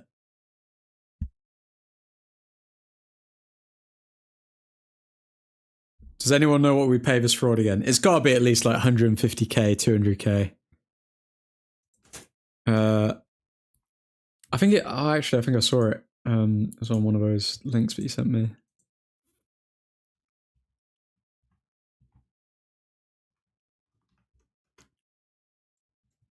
$120k per week, which to be fair isn't that bad considering what you pay the other players. But when you think that he's doing absolutely nothing for us, then it does look a bit worse. The math is mathing, admin. The math is mathing. Okay, Ahmad, corner. Cross whipped in. Back post. Ah, oh, off the line. Oh, man.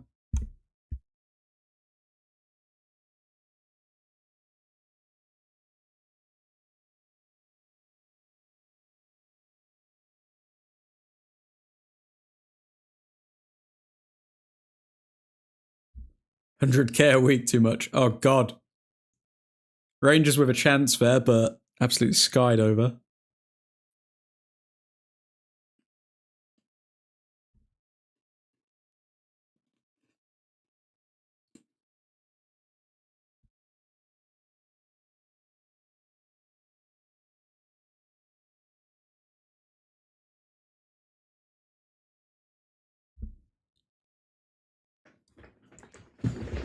Okay, Bandir playing out from the back. Bandir to Euro. Back to Bandir. Back to Euro. Get him his stats up.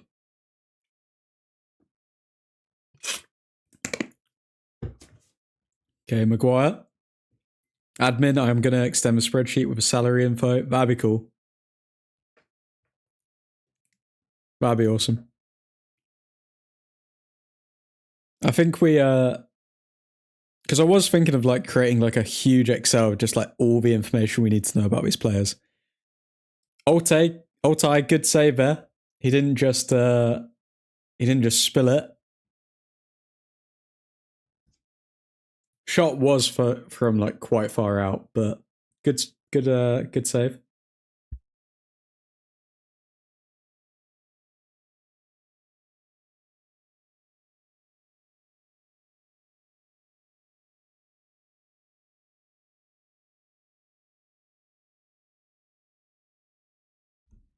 Okay, Harry Maguire to Euro.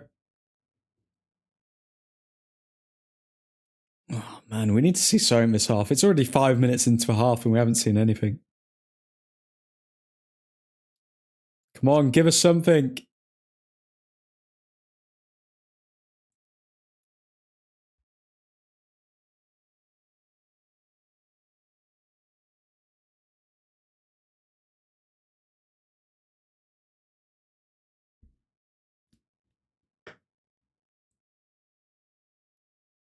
Rangers.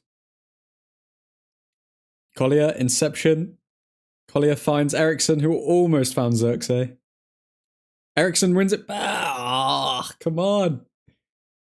Inches away. Oh, Fernandez. Fernandez finds Garnacho, but there's no space there. Finds Fernandez again. Oh, come on. Oh, it's over the bar. Come on. Inches away.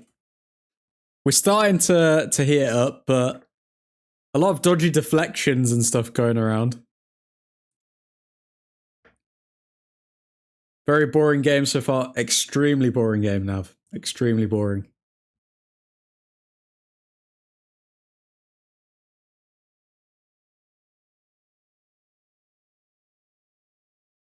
Eriksson corner.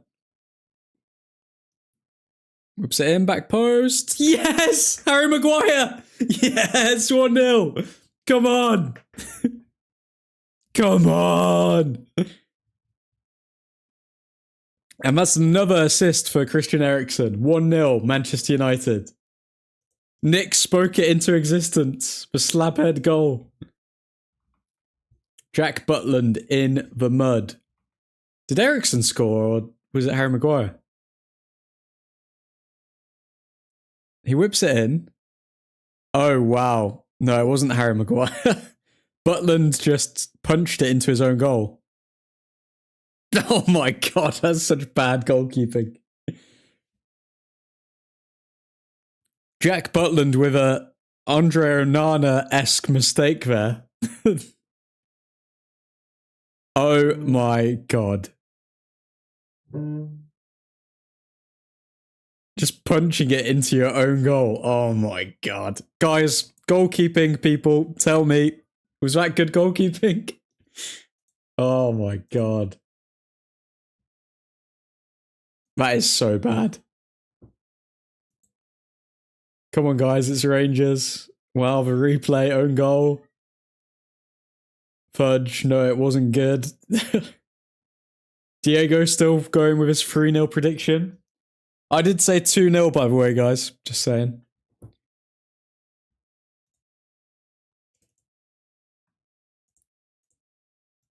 Just FYI for your information, I did say 2-0.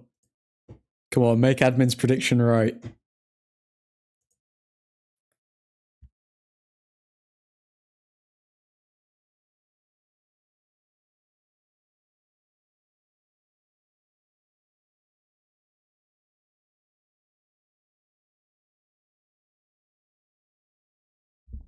Oh, Ahmad!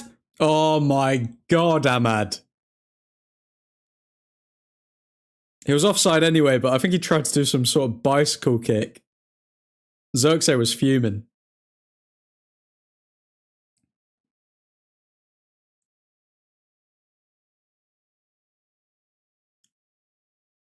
Butland just pulled an Onana type howler. He forgot he switched sides. You don't try to punch with one hand, in my opinion. Should have given Butland one game.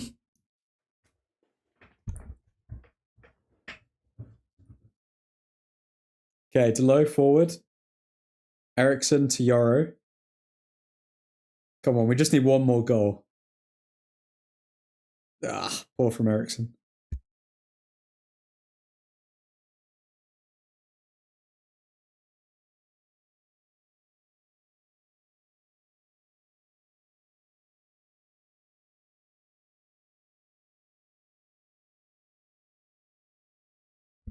Malacia coming on.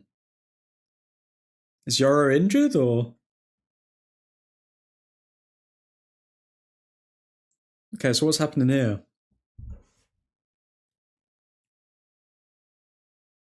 I'm confused. Who's playing centre back? Malacia.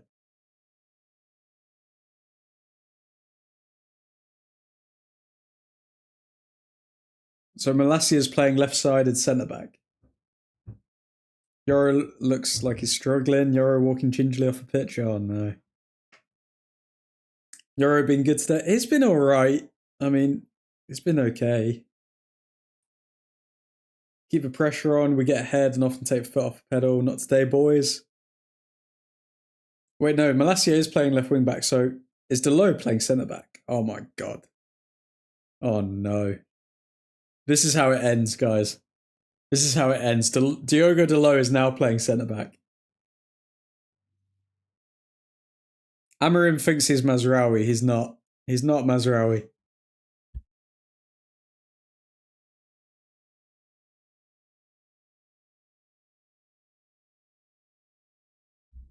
If you haven't already, folks, drop a like on the video. Got to keep your YouTube overlords happy. And the lights on at Old Truthford Incorporated.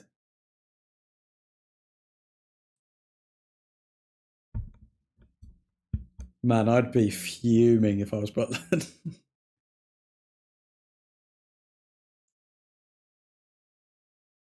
Joris still hasn't made it to the bench. He's got to be injured. Where is he?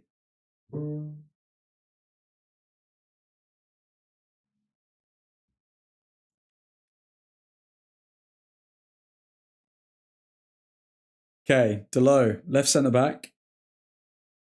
Plays it back to Maguire.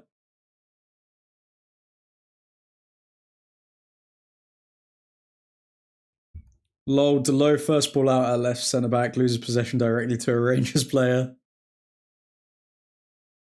Liked the vid, bro, long ago. My guy, Matt Scott. My guy. I think Rangers are going to get more confident now that Dalot's playing at centre back. If we bring on Højlund, I think Zirk's played decent today, but like he's been all right. I think it's time to bring Højlund on though. Bring Højlund on now. Go 2-0 up, then just hold out.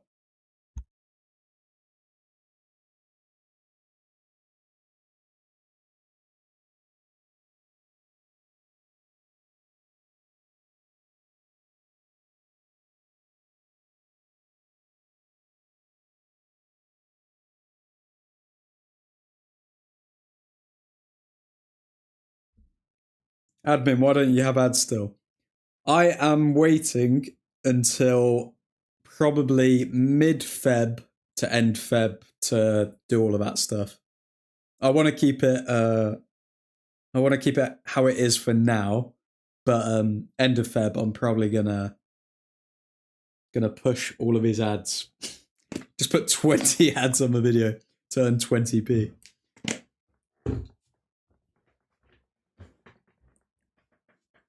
Ranger player down. Looks like Yoro's got some ice on his knee. Can we see that correctly?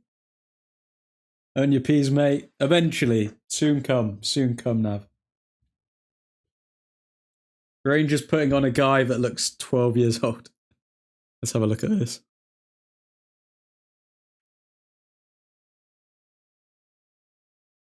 Where is he? I want to see the player. He does genuinely look like he's about 12. I'm pretty sure I saw him on the bus. I'm pretty sure I saw him on the bus.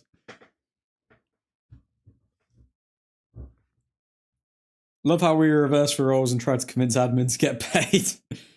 I know, thanks guys.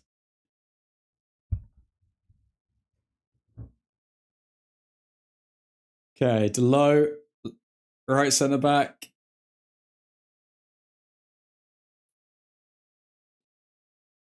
Yeah, he's not going to pass it anywhere but Bayendir.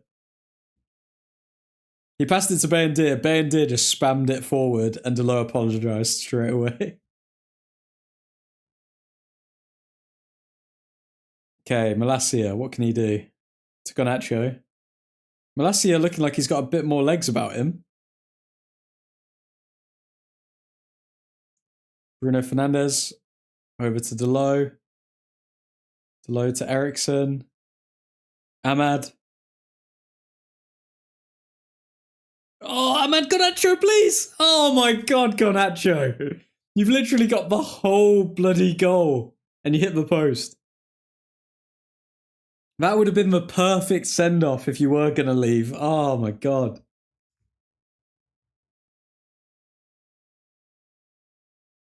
Okay, Malacia again. To Fernandes. Back to Malacia. Forward to Garnacho. In space. Garnacho, cross, but it's blocked. Goes out for the throw-in.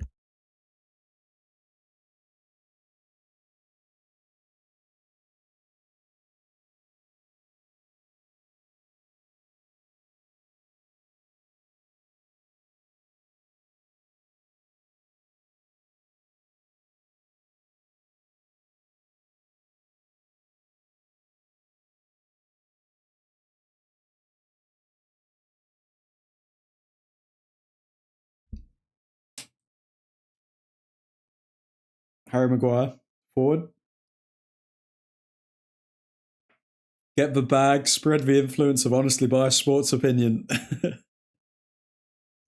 All in good time, guys, all in good time. When it's meant to happen, believe me, it'll happen.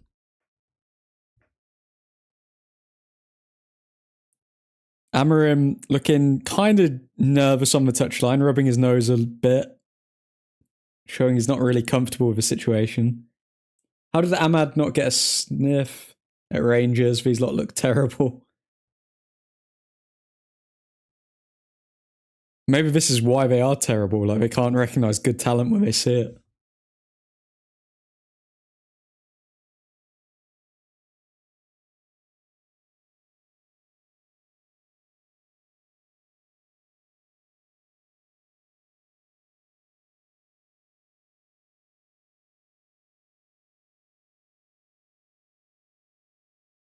Now they're objectively awful, like some of them have to work 9 to 5 jobs.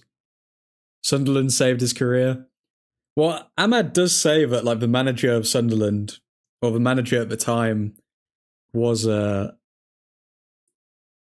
is like a father figure to him. So yeah, he really does thank Sunderland a lot for the opportunities that he got there.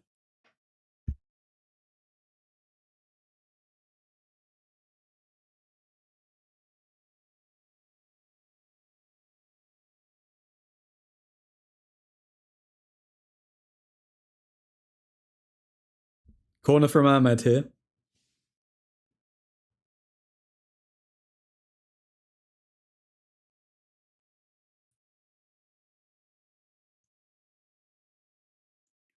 Definitely think we need that Hoyland sub sometime soon before we concede.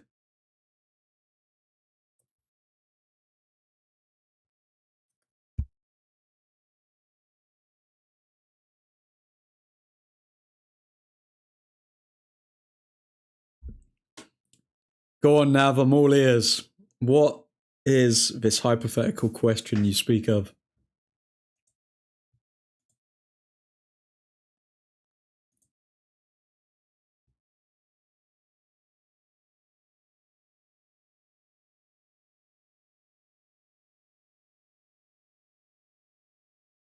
The fans are singing Viva Garnacho right now.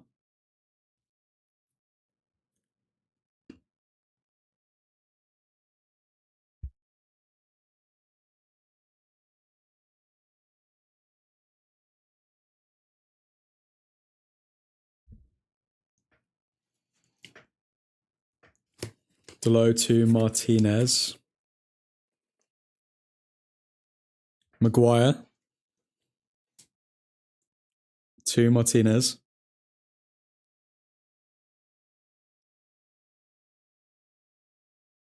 Garnacho, left wing. Oh, slips. Did he just fall on his wrist as well? Oh, no.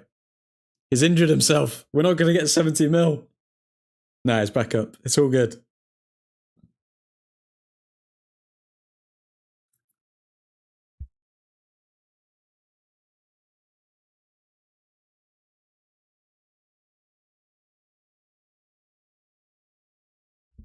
Ericsson with a free kick.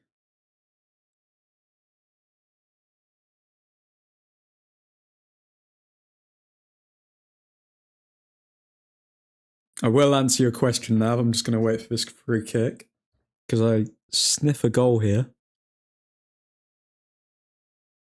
Ericsson in the box. Maguire.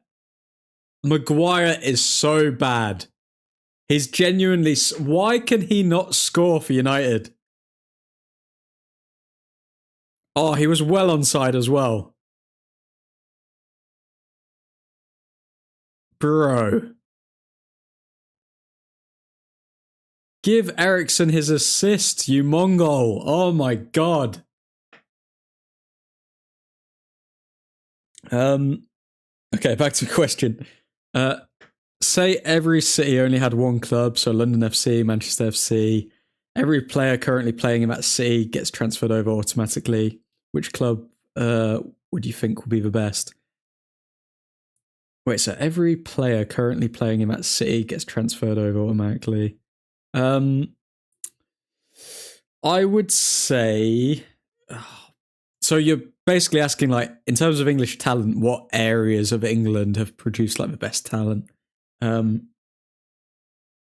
It'd have to be Manchester. It would have to be Manchester,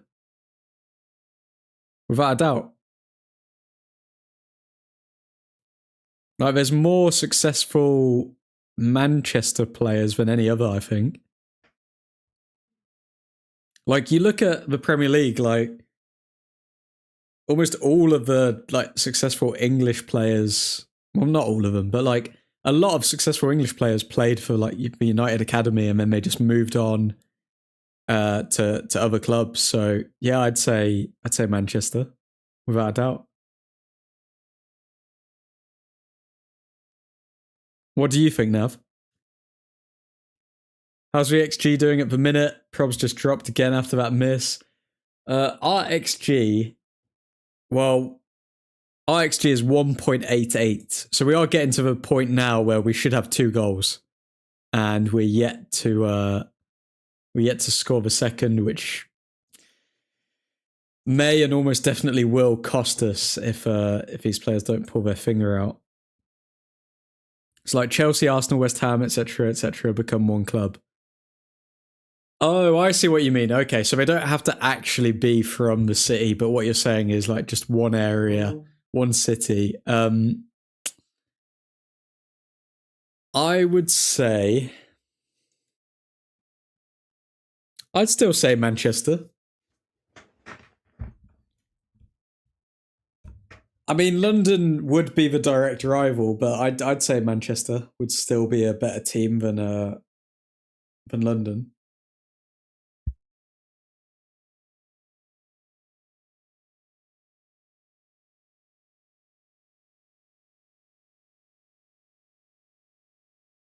Like, realistically, you're saying like, oh, okay, do you mix together Man United and Man City, or do you mix together Chelsea and Arsenal? Because realistically, no Tottenham players are probably going to get into that team.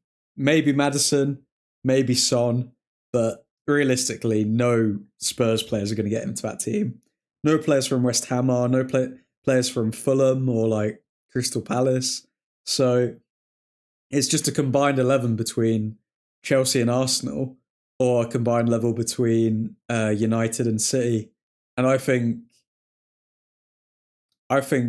if we could just steal players from City, then we would genuinely be one of the best teams in the world. So yeah, 100% Manchester would win.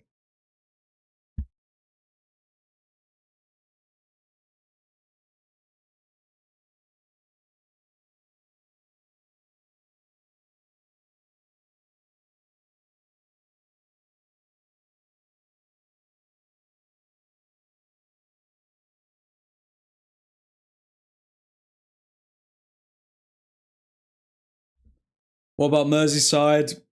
Realistically, how many Everton players are going to get into the Liverpool squad? None. So it's like literally just like Liverpool, or a combination of Man United, Man City, or a combination of Chelsea and Arsenal.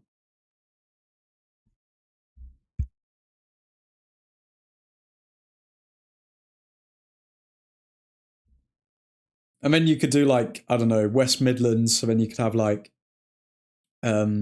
Leicester mixed with Aston Villa mixed with Blues. But then again, like, it would just be the Aston Villa team.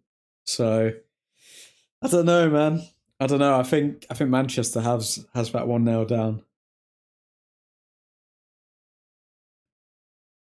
Okay, so we have 90 minutes to hold out. They're getting very close. They're threatening our box. Xerxes. Ah.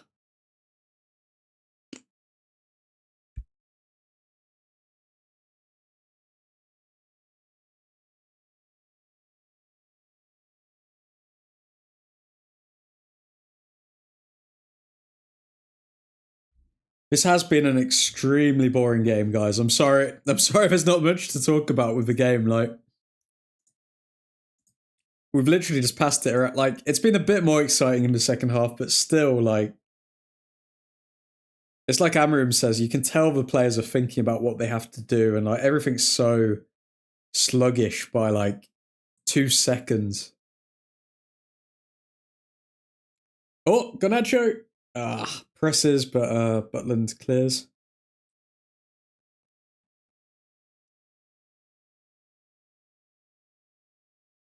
Rangers coming forward. Delo 1-on-1. Yeah. Great save by Altai. His aura was massive there. I don't know if I've seen it. What save are we referring to here then, huh?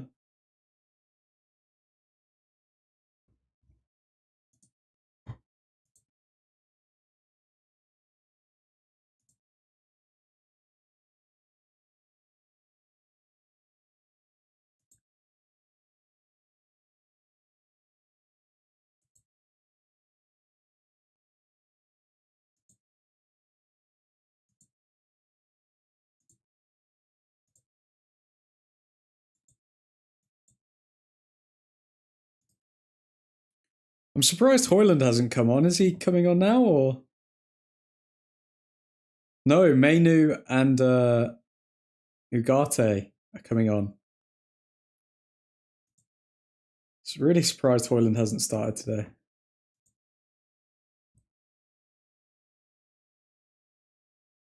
You have. I'm 30 seconds behind your broadcast. Following YouTube in real time. Oh no, I missed Altai's aura. That's the only reason I do these streams, man. Just to watch Altai's aura.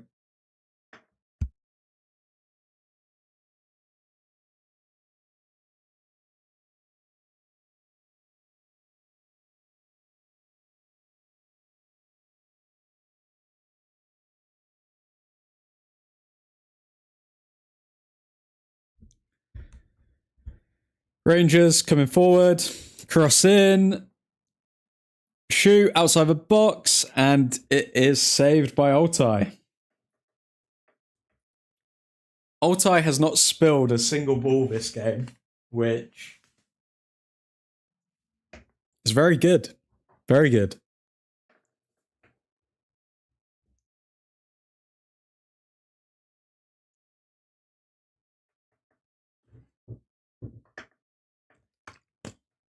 Admin, I added salary per player and the price United pays per single point of rating scored. Wow. Okay.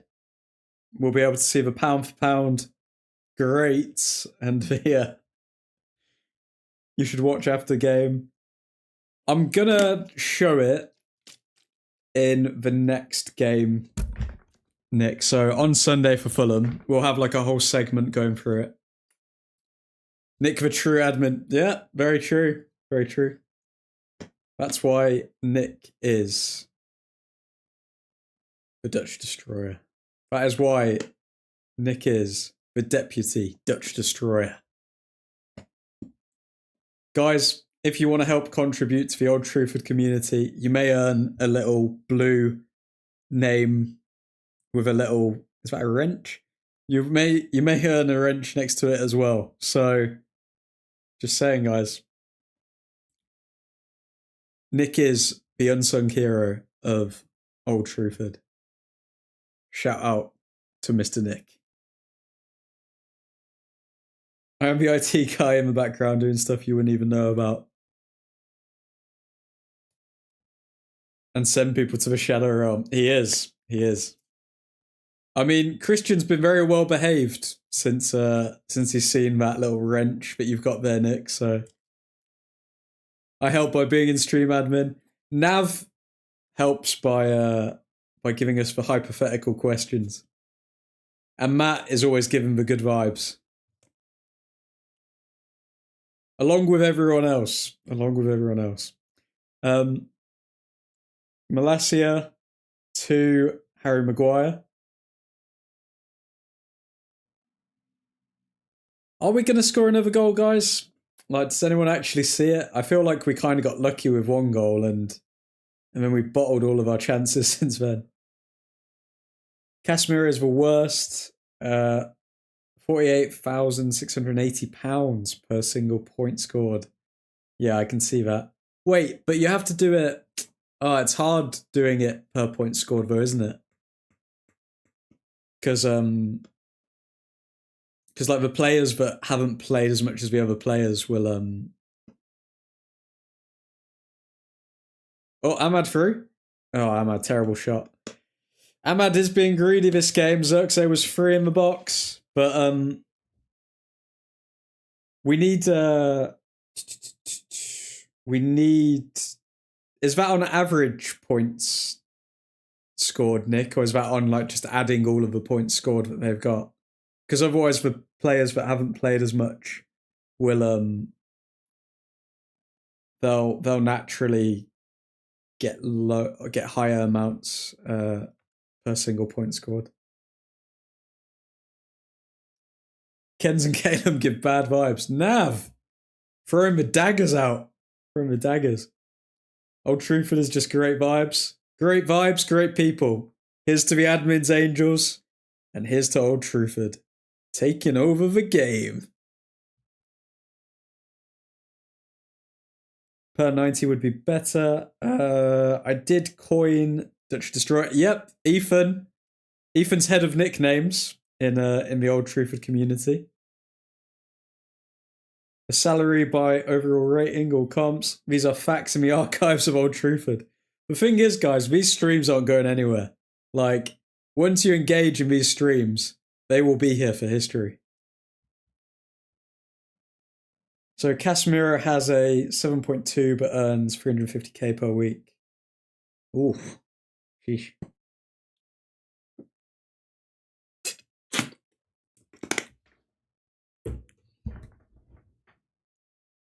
Okay, we are limping across the finishing line in this game. Ugarte to ManUtd.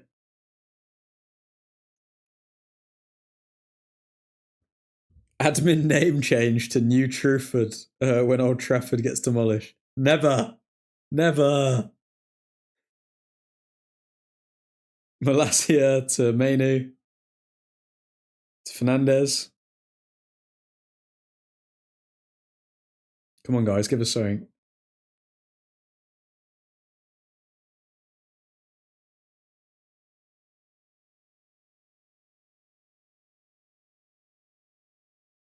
That comes out at £48,000 per rating. Wow, okay. So basically, Casemiro is pound for pound the most expensive, or point for point, the most expensive player. How much do you think Collier costs us per point? Oh, probably like 500 quid or something. He's going to be ridiculously low.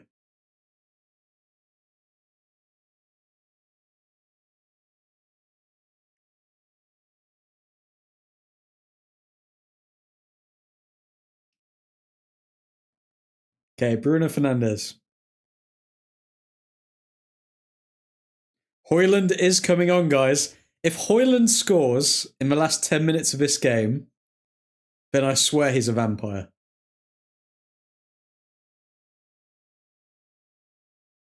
Fernandes, cross in! Oh my god, who's that? Ugarte.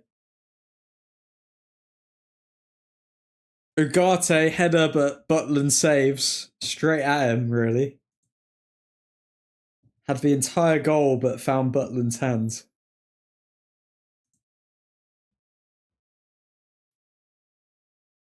So what we're gathering is Casemiro is stealing money. Everyone is stealing money. And if he keeps playing good, the rating rises and the amount lowers. £706, wow. Collier. Such a boring game, dozed off. Yeah, Pradhan, you really aren't missing much. It's corner whipped in by Ahmad, and it's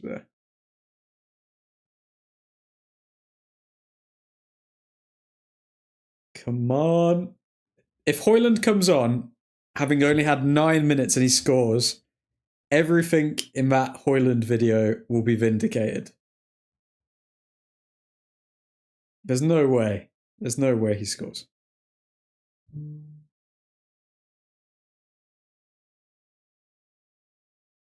You can watch all the salaries in the spreadsheet in Angels, guys. Be sure to check that out.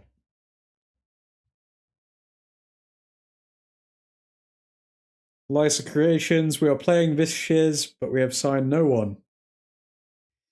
Yep.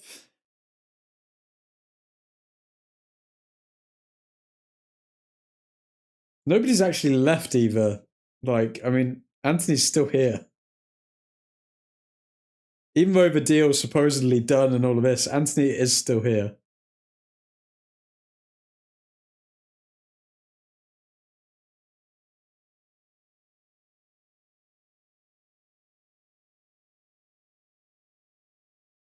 There's a brawl at Union SG and Braga, both on red cards, 10v10. Wow.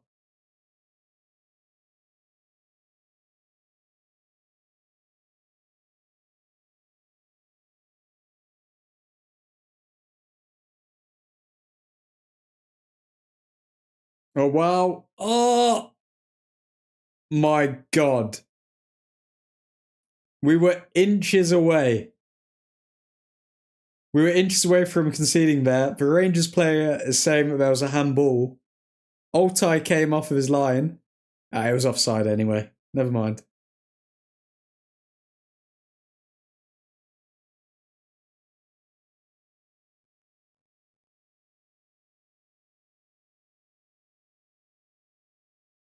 I have no idea what was going on there. Am I watching what? Is Nick watching 10 games at the same time? Just a 10-game split screen. He's in the control centre of Old Truthford. Ineos on the Ratcliffe are as bad as Glazers. Brawl in Braga? I will send a pic. Let's see your setup, Nick. You know what, guys? I think that may be a new segment of the show. If you guys tag me or tag Old Truthford in your Instagrams with your setup of watching the stream with the game, I'll repost you on the Instagram page. We'll try that next stream. See who's up for it. I'm interested to see Nick's setup. He is typing. I have a confession. I am a VAR ref. Oh no. God forbid. Bruno Fernandes coming forward. Come on, Højlund. Score and make my prediction correct. Come on, Højlund.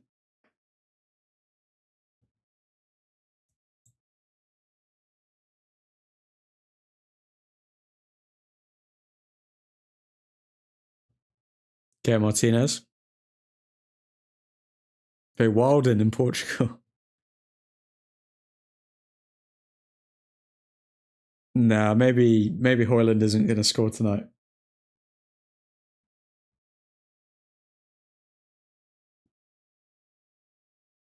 Delo, long ball forward. Højlund's there. Oh. On the Angels, boys. Let's see the setup.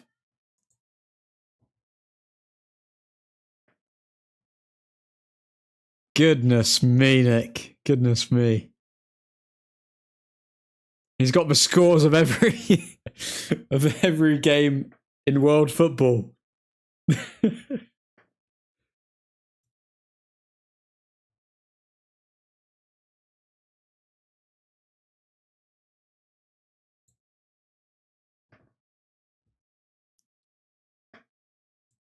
Okay, Ahmad.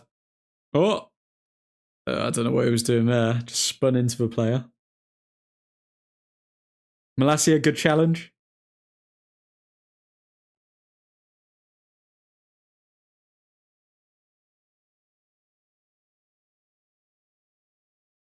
Oh, wow. Good save from Butland.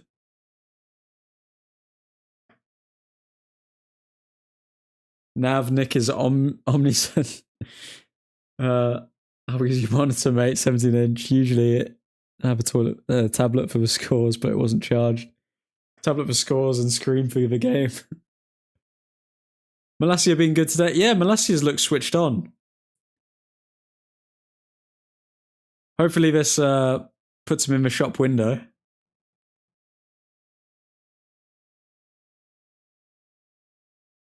If we can get a few mil for him, that would be lovely jubbly.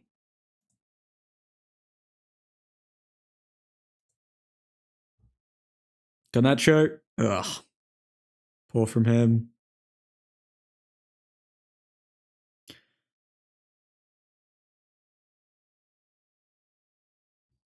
I feel like with Garnacho, it's a hard one because even though he's had like a better performance than he usually has, he still hasn't been able to make his mark in this system.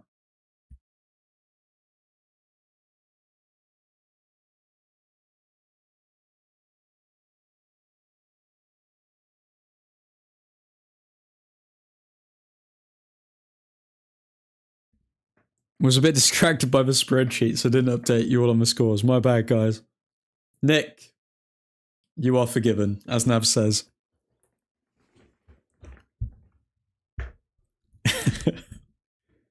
Nick's actually like an octopus. He's just got 8 arms doing all of these things, creating spreadsheets, keeping track of the scores, handing out yellow cards, banning people. Oh my god, there you go, 1-1. Oh, wow. Well, Bay and Deer just did his Weeping Angels act. That was always going to happen. That was literally always going to happen when we didn't score. Amarim is going to be fuming again. We're going to have to replace the TV again.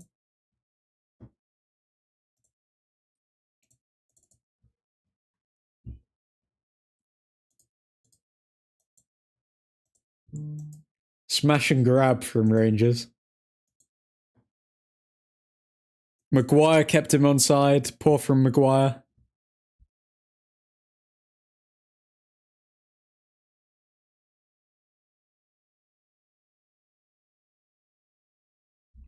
How close was the ball to bend his feet? He could have at least dived. Weeping Angel. Weeping Angel and Maguire being a ballerina. Yeah. Great stuff, guys. Well done.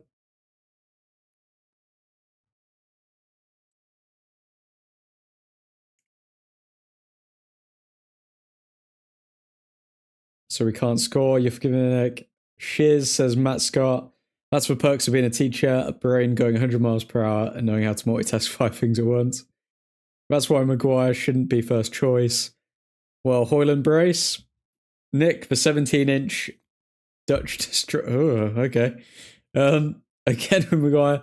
Neil, that is just wrong, but thank you for the compliment. God damn it, Cyril Dessers, the Feyenoord legend. Feyenoord, rather. Now Erasmus has to score. Well, if Erasmus scores, yeah.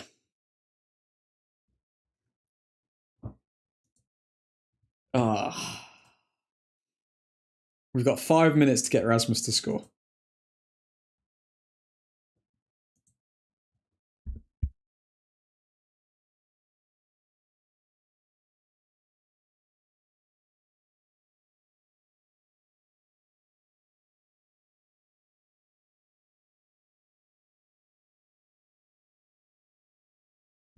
Garnacho's running out of beans.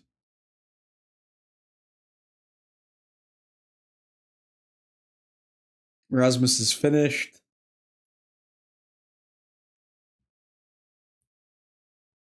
Well, realistically, if Erasmus scores, then the nighttime theory is almost undoubtable.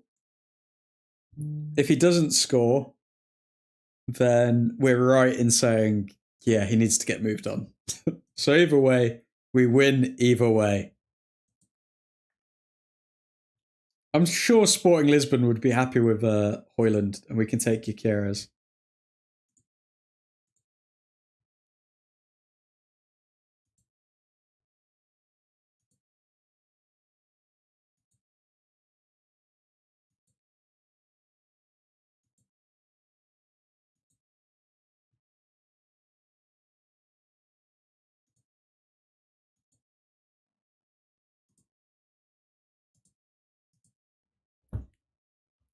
Cross in. Oh my god, who was it? Bruno Fernandes, 2-1.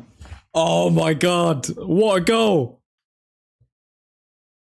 What a cross. Who was that? Who crossed the ball? Yeah, forget about Højlund. Bruno Fernandes. Oh my god.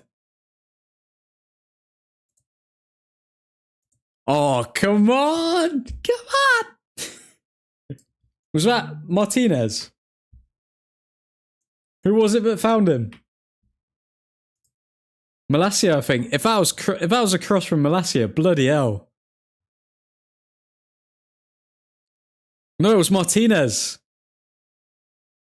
Martinez again.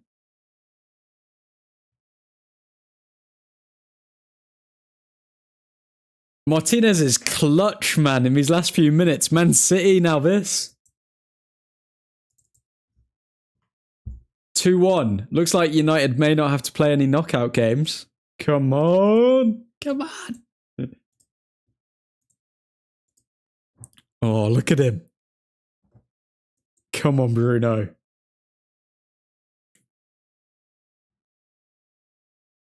I guess wearing the Bruno kit worked. Bruno deserves credit, man. I need to do a video on Bruno. Chris Jersey again. Pure class from that ball. Martinez played Nick. Bruno haters mudded. Told you, admin. Like Chiva Butcher is wild. Ah, Sir Alex in the crowd as well. We get to see a lovely little video of him smiling. Megged. Powak 2. Slavia Prague 0. And the Meg between Butland's legs. Yeah, bast. No way Ajax lost. Fergie time lives on. Forever and always.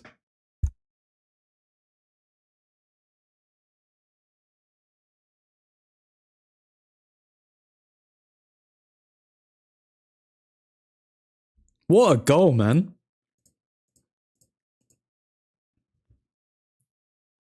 Oh, Ahmad's now getting involved. Space is opening up.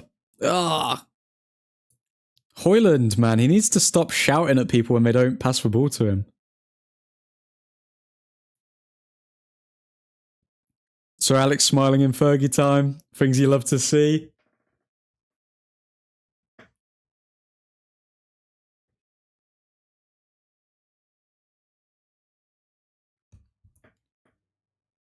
Bruno Martinez, what players. Like, awesome.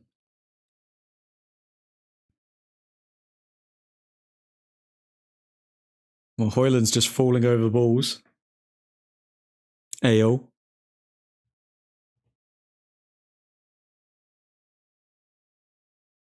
My bad, guys. Couldn't help with a cheeky comment. For most, we have conceded a goal again, but thank God Bruno come to rescue.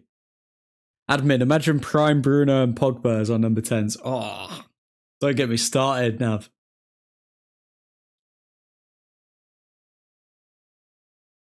We would actually be cooking.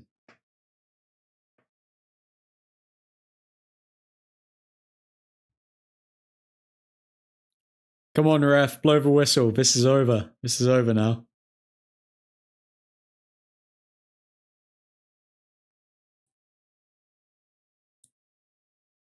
Pogba played as a left mid for us some games. Yeah, he did.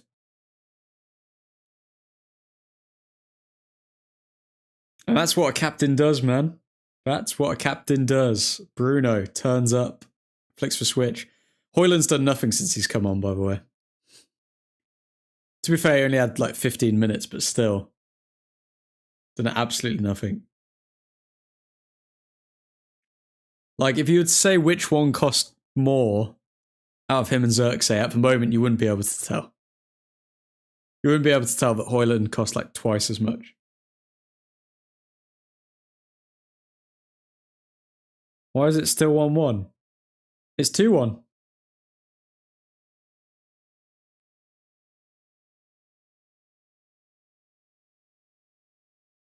Where does it say that it's 1-1? And that is full time, folks.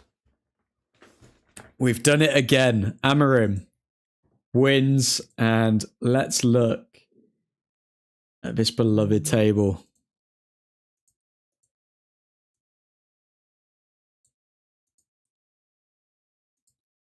Just bear with me. Let's look at this beautiful table, shall we?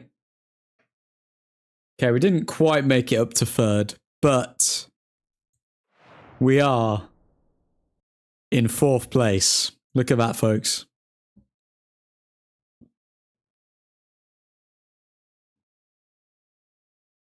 We are but 3 points away from guaranteeing that we move to the next round in the Europa League. Come on now.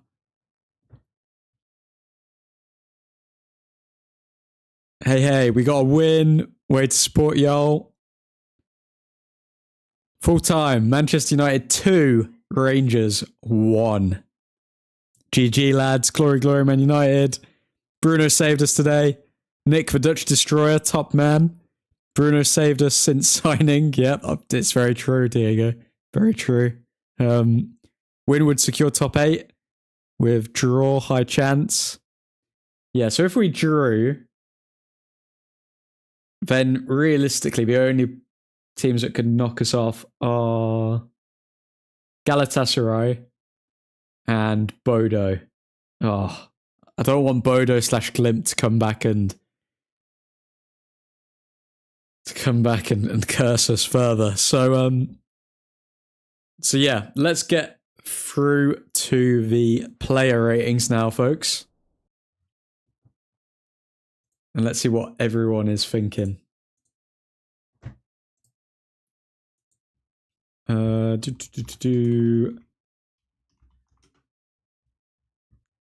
Okay, player ratings. Let's go.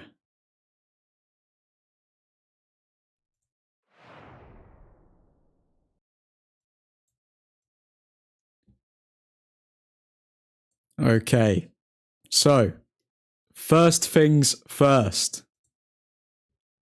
What are we gonna give Bayendir out of 10? You tell me, folks. I'll just read out some stats while you guys put your ratings in the chat. So he made 6 saves, conceded 1 goal, prevented 0.56 XG, I guess. XG faced 1.56. 81% accurate passes, 1 out of 6 accurate long balls. And yeah, 40 touches. I think overall in the game, Bayendir made some decent saves. He was definitely less slippy. I think for the goal we conceded, he maybe could have done a tiny bit more, but I think that's been hypercritical. Without seeing what you guys have rated him, because you're on another screen, I'm going to do a blind rating, and I am going to vote Bayendir. Let's give him... What are we going to give him? You know what? I'm going to give him a 7.2. I think he was decent that game. I think 6.5 is average. I think if it wasn't for Maguire keeping him on side, the Rangers player that is, then Bayendir would have kept a clean sheet. So I'm going to say 7.2. Let's see what you guys put. Oh, tied 10. Realistically, 8. 7.4. I'm going 6.7. 7.3 could do more with that goal. Okay. So roughly around like the high 7 kind of mark. Or like the mid 7s, really. Okay, moving on. I will do a blind rating as well, just going through the stats. So we're going to be moving on to Yoro. So he played 55 minutes, 92% accurate passes, 0% accurate crosses, 67% accurate long balls, 0% tackles won, 2 out of 3 ground duels won, 0% aerial duels won. I think he played well. I don't think he had any beast moments really. I think he just had a pretty solid game. I'd probably put him blind rating. I'm gonna go 6.7. I'm gonna go 6.7 for Yoro. Let's see what you guys put. Okay. I'd say Yoro 6.8. Said Diego. Matt Scott went for 7. Yep. I think Yoro realistically, I think he did well, but he's still finding his feet. I think he's definitely still a caterpillar, not a butterfly, and it's clear to see like his confidence isn't 100% there all the time. Let's move on to Delict. Let's look at some of his numbers. 67% of ground duels won, 50% of tackles won, 50% of accurate long balls, and 90% pass accuracy. I can't think of too many moments from Delict. Realistically, should have got a goal, but then it was called off because of a ref's corruption. So let's give Matthijs de Ligt. Did he have a better game than Yoro? I'm going to go 6.7 for de Ligt as well. I don't think there's much separating Yoro's performance and de Ligt's. I mean, de Ligt played an extra 9 minutes, so you can maybe give him an extra 0.1. I think I might do that. 6.8 for Yoro because he played an extra 9 minutes. But other than that, not much separating them. What does everyone else go for? De Ligt. 6.5 was just showing up. 6.6 for de Ligt from Diego. Except Wheatley and Heaton, every player now played in Europa League. Wow. That's a mad stat. Now let's move on to Martinez. What would everyone rate Martinez's performance? Let's look at some more stats for Martinez. So Martinez obviously got the assist for a winning goal. Lisandro Martinez completed the most passes in the match, 75. 94% pass accuracy. Created 2 chances. Shot accuracy, 100%. Accurate crosses, 100%. Accurate long balls, 67%. Ground duels, 100%. Aerial duels, 100%. 6 recoveries. 1 clearance. I mean, very, very good game from Martinez. You know what? I'm going to be generous. I'm going to say Martinez 8 out of 10. I mean, he picked up an assist. The goal wasn't his fault. He was keeping the player offside. But Harry Maguire put him onside. So I'm going to go 8 out of 10 for Martinez. What are you guys thinking? 9 by stats or 8? Lycha 8.5, 8.5. Wow. Okay. 7.9 from Nick. A lot of people going very high for Lycha, or Lycha as it's pronounced. Now, let's go with Delo. What are we going to give Delo? So some stats, 89% pass accuracy, 3 chances created. Okay, fair enough. 0% successful dribbles, 0% accurate crosses, 0% long balls, 0% tackles won, 0% of ground duels won, 0% of aerial duels won. I'm sorry, I'm not rating him high for like 3 chances created and a high pass accuracy. Bro, what are his stats? I'll give. I think he was better than Delict because he played the whole game. And he was probably better than Euro because he played the whole game. I'll give him 6.9. A generous 6.9 because he created 3 chances. What are you guys rating him? 6.5 to low, thanks for playing. 5.2, 6.66. The devil's number. Okay, let's go now for Ahmad. I wonder what we're going to rate Ahmad. So 89% pass accuracy. Created 1 chance. XG of 0.71. Shot accuracy 50%. Successful dribbles 33%. Accurate crosses 17%. Tackles 1, 50%. Ground duels 1, 55%. Didn't really do all that much, if we're being honest. Created 1 chance, and then he obviously had that great chance where it was 1-on-1 and he didn't score it or like square it to Zerk. So I'm probably gonna go. I don't know. It's a hard one with Ahmad. I'm probably going to go 6.9 as well.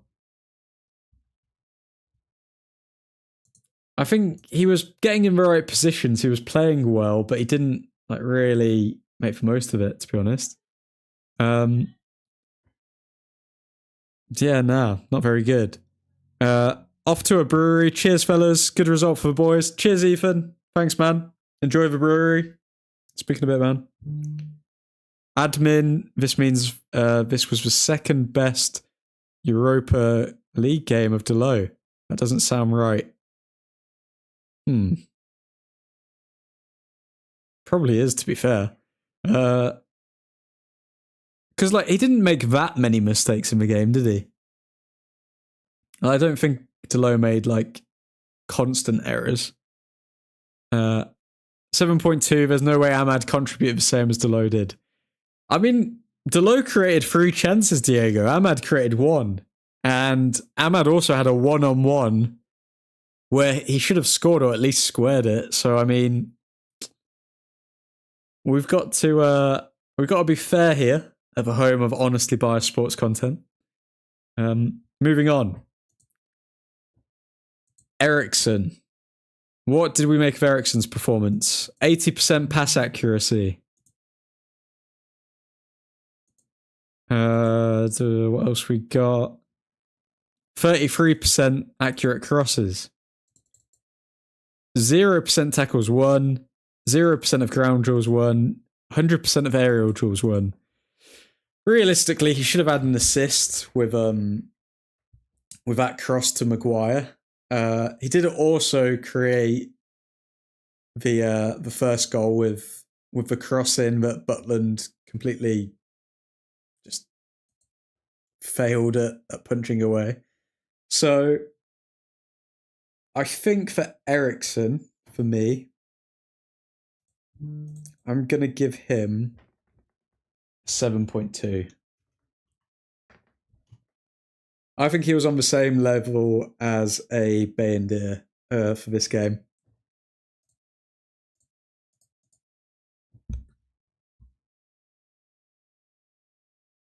Every player is 6.5. Every good thing is plus. Every fault minus. Delo is 10, and every fault is minus something. Felt bad for Ericsson at moments. He was getting bullied out there. Yeah, it's clear to see that he's not going to get like a contract extension or anything like that, but we can still make use of him. There's no doubt he's got creative talent. So yeah, we just need to use him in the right moments, which I'm glad Amarim did tonight, because it also gives ManUtd and Ugarte a chance for a rest to clear their heads. Collier. What ratings are we going to give for Collier? So, 94% pass accuracy, 100% successful dribbles, 0% tackles won, 75% of ground duels won. 0% of aerial duels won. I can't think of too many moments from Collier, but obviously we know why he's there. He covers a lot of ground. He helps us keep possession. And we did dominate the game with him in the midfield. So I'd say Collier. I'd give Collier a standard. I'm gonna give him a 7.0. Yeah, I'm gonna give him a 7 out of 10.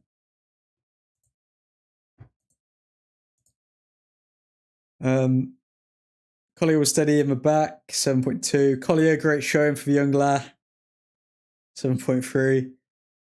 I don't know if you meant to put La or Lat, but let's go with La.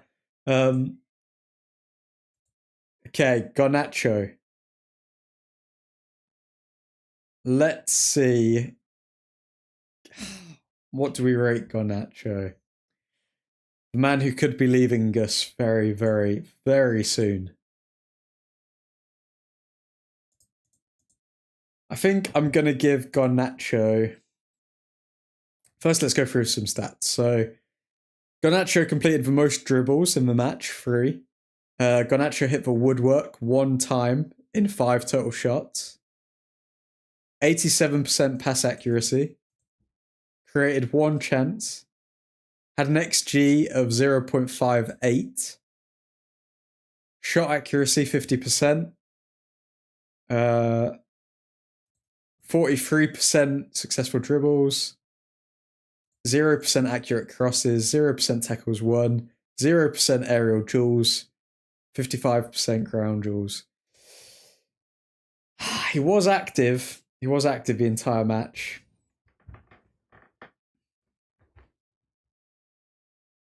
I think we're going to have to give Garnacho...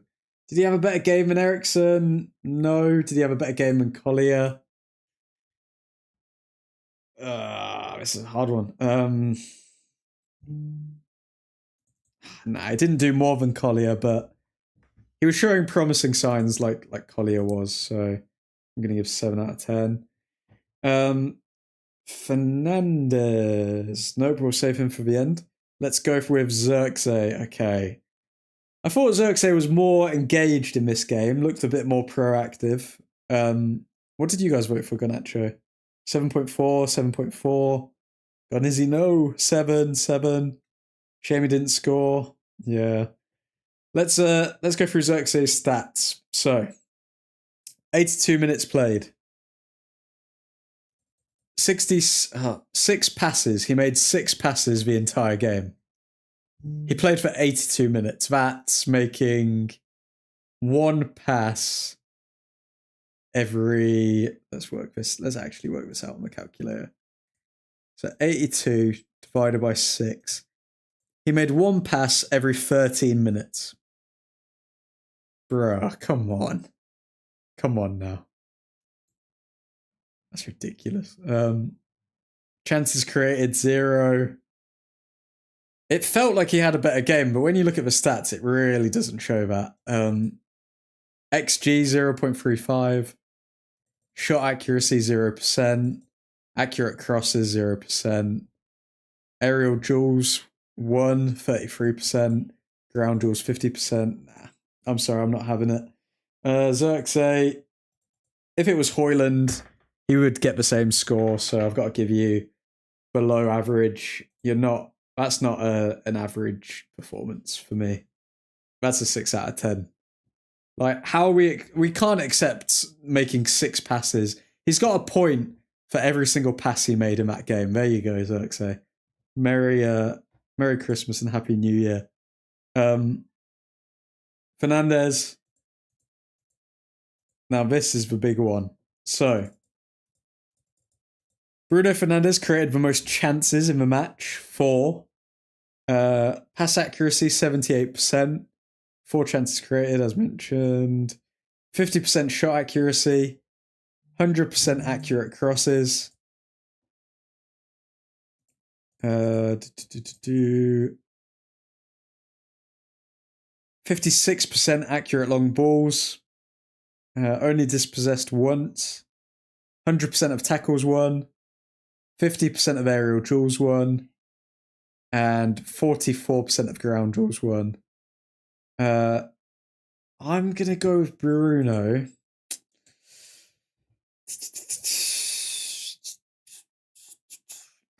Well, he created the most chances, scored the game-winning goal.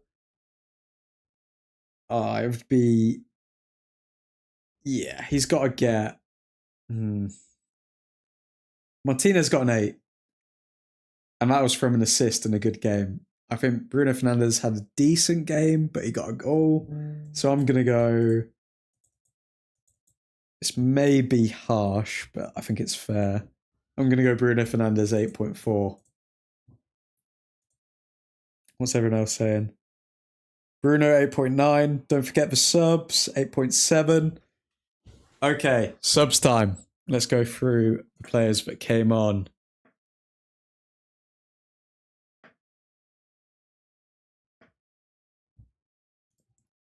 Okay. Let's start off with... who came on first? I think it was Malacia that came on. Oh no, it was Maguire that came on first on 46th minute. Maguire, player fact, Harry Maguire made an error that led to a goal for Rangers. We all know that. Keeping the player on side. 92% pass accuracy. Created one chance. Had an XG of 0.38. He really should have scored a goal. He really should have scored a goal with that cross from Ericsson. Accurate long balls, 100%. Tackles won, 0%. Ground duels won, 0%. Aerial duels, 100%. Yeah, he was an error for a goal, and he didn't really have any positives other than having some long balls. Ayo. So let's give Maguire a 5.5. Gonna give Maguire 5.5 because realistically we could have drawn that game because of him.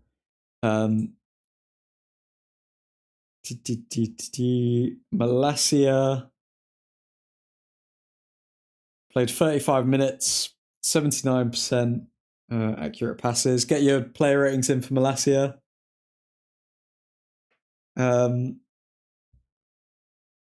Touches 34, 75% accurate long balls, 0% ground duels, 50% aerial duels won. I thought Malacia looked better. Still, I don't know. He could have got like a yellow card for like sliding in how he did with that player. I can't give him an average. I'm gonna give him a 6.2. I'm gonna give Malacia a 6.2. Kobe Mainu. Let's see what he gets when he came on. So, accurate passes, 100%. 100% accurate passes. So, he was on the pitch for 17 minutes and he made double the passes of Xerxes. Guys, come on now. He created one chance. 100% of his ground duels. Yeah, he did everything that was meant for him to do when he came on. So I'm going to give Mainu 6.5, average 6.5. Ugarte, 80% pass accuracy, 100% shot accuracy. Really should have scored a goal as well. Missed a big chance. What XG did he have? 0.34, yep. Accurate long balls, 100%. 0% of ground duels won, 0% of aerial duels won. I'm going to give Ugarte a solid... I'm going to give him a solid...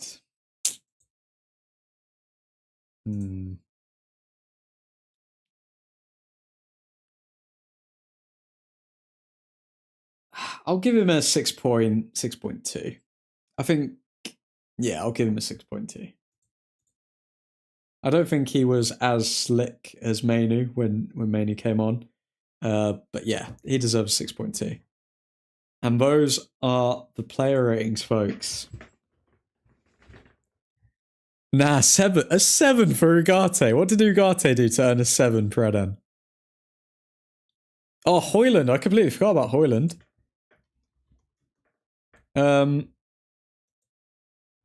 Let's look at some of Hoyland's stats.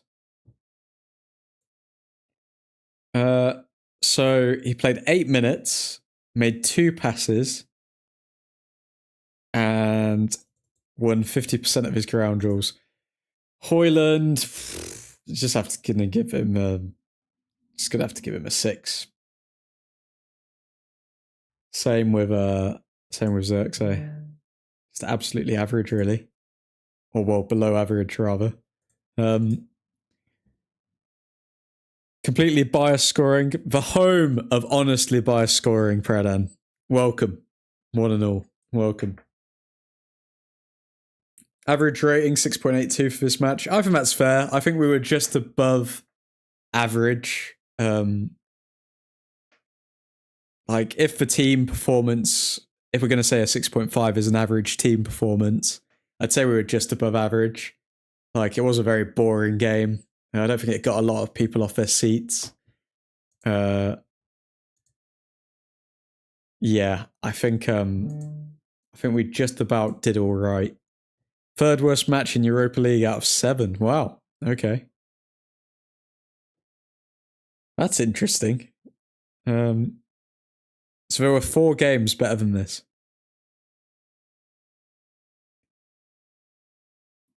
Do you want to hear a crazy stat? I do want to hear a crazy stat. Go on, Nick.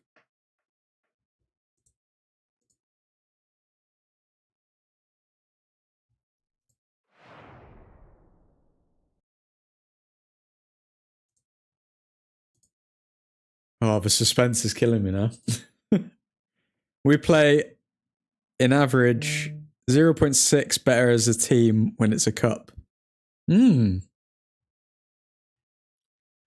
Is that... Oh, that's hard though. Is it us playing better, or is it because we're facing weaker opposition? That's the thing you gotta think.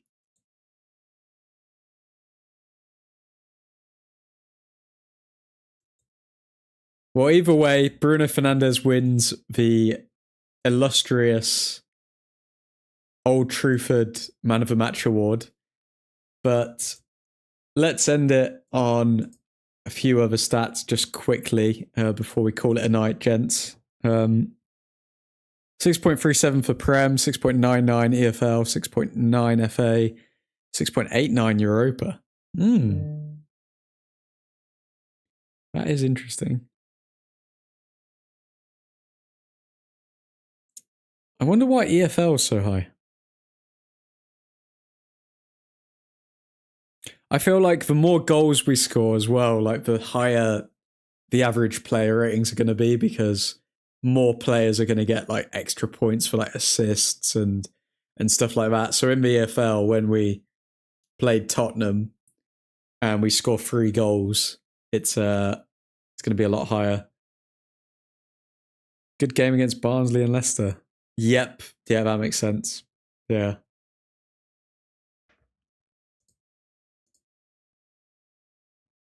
But just to keep the good vibes going, guys, have a look at this. Beautiful man. Toby Collier became the first United midfielder on record since 2003-04 to record 50-plus passes on their first appearance at Old Trafford in major European competition, while also maintaining a pass accuracy of at least 94%.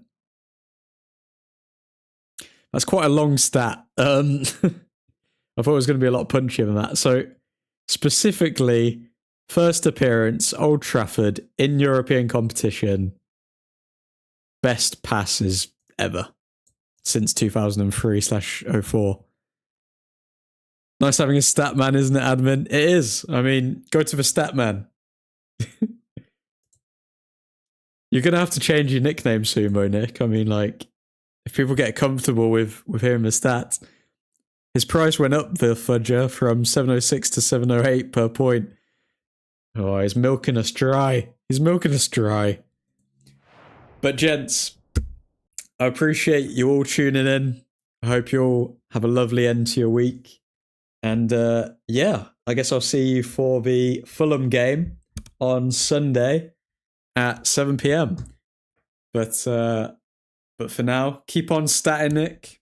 Nick the Dutch Statman. Oh god, keep on statting. Keep on rolling, and let's keep on dominating the Europa League. Godspeed.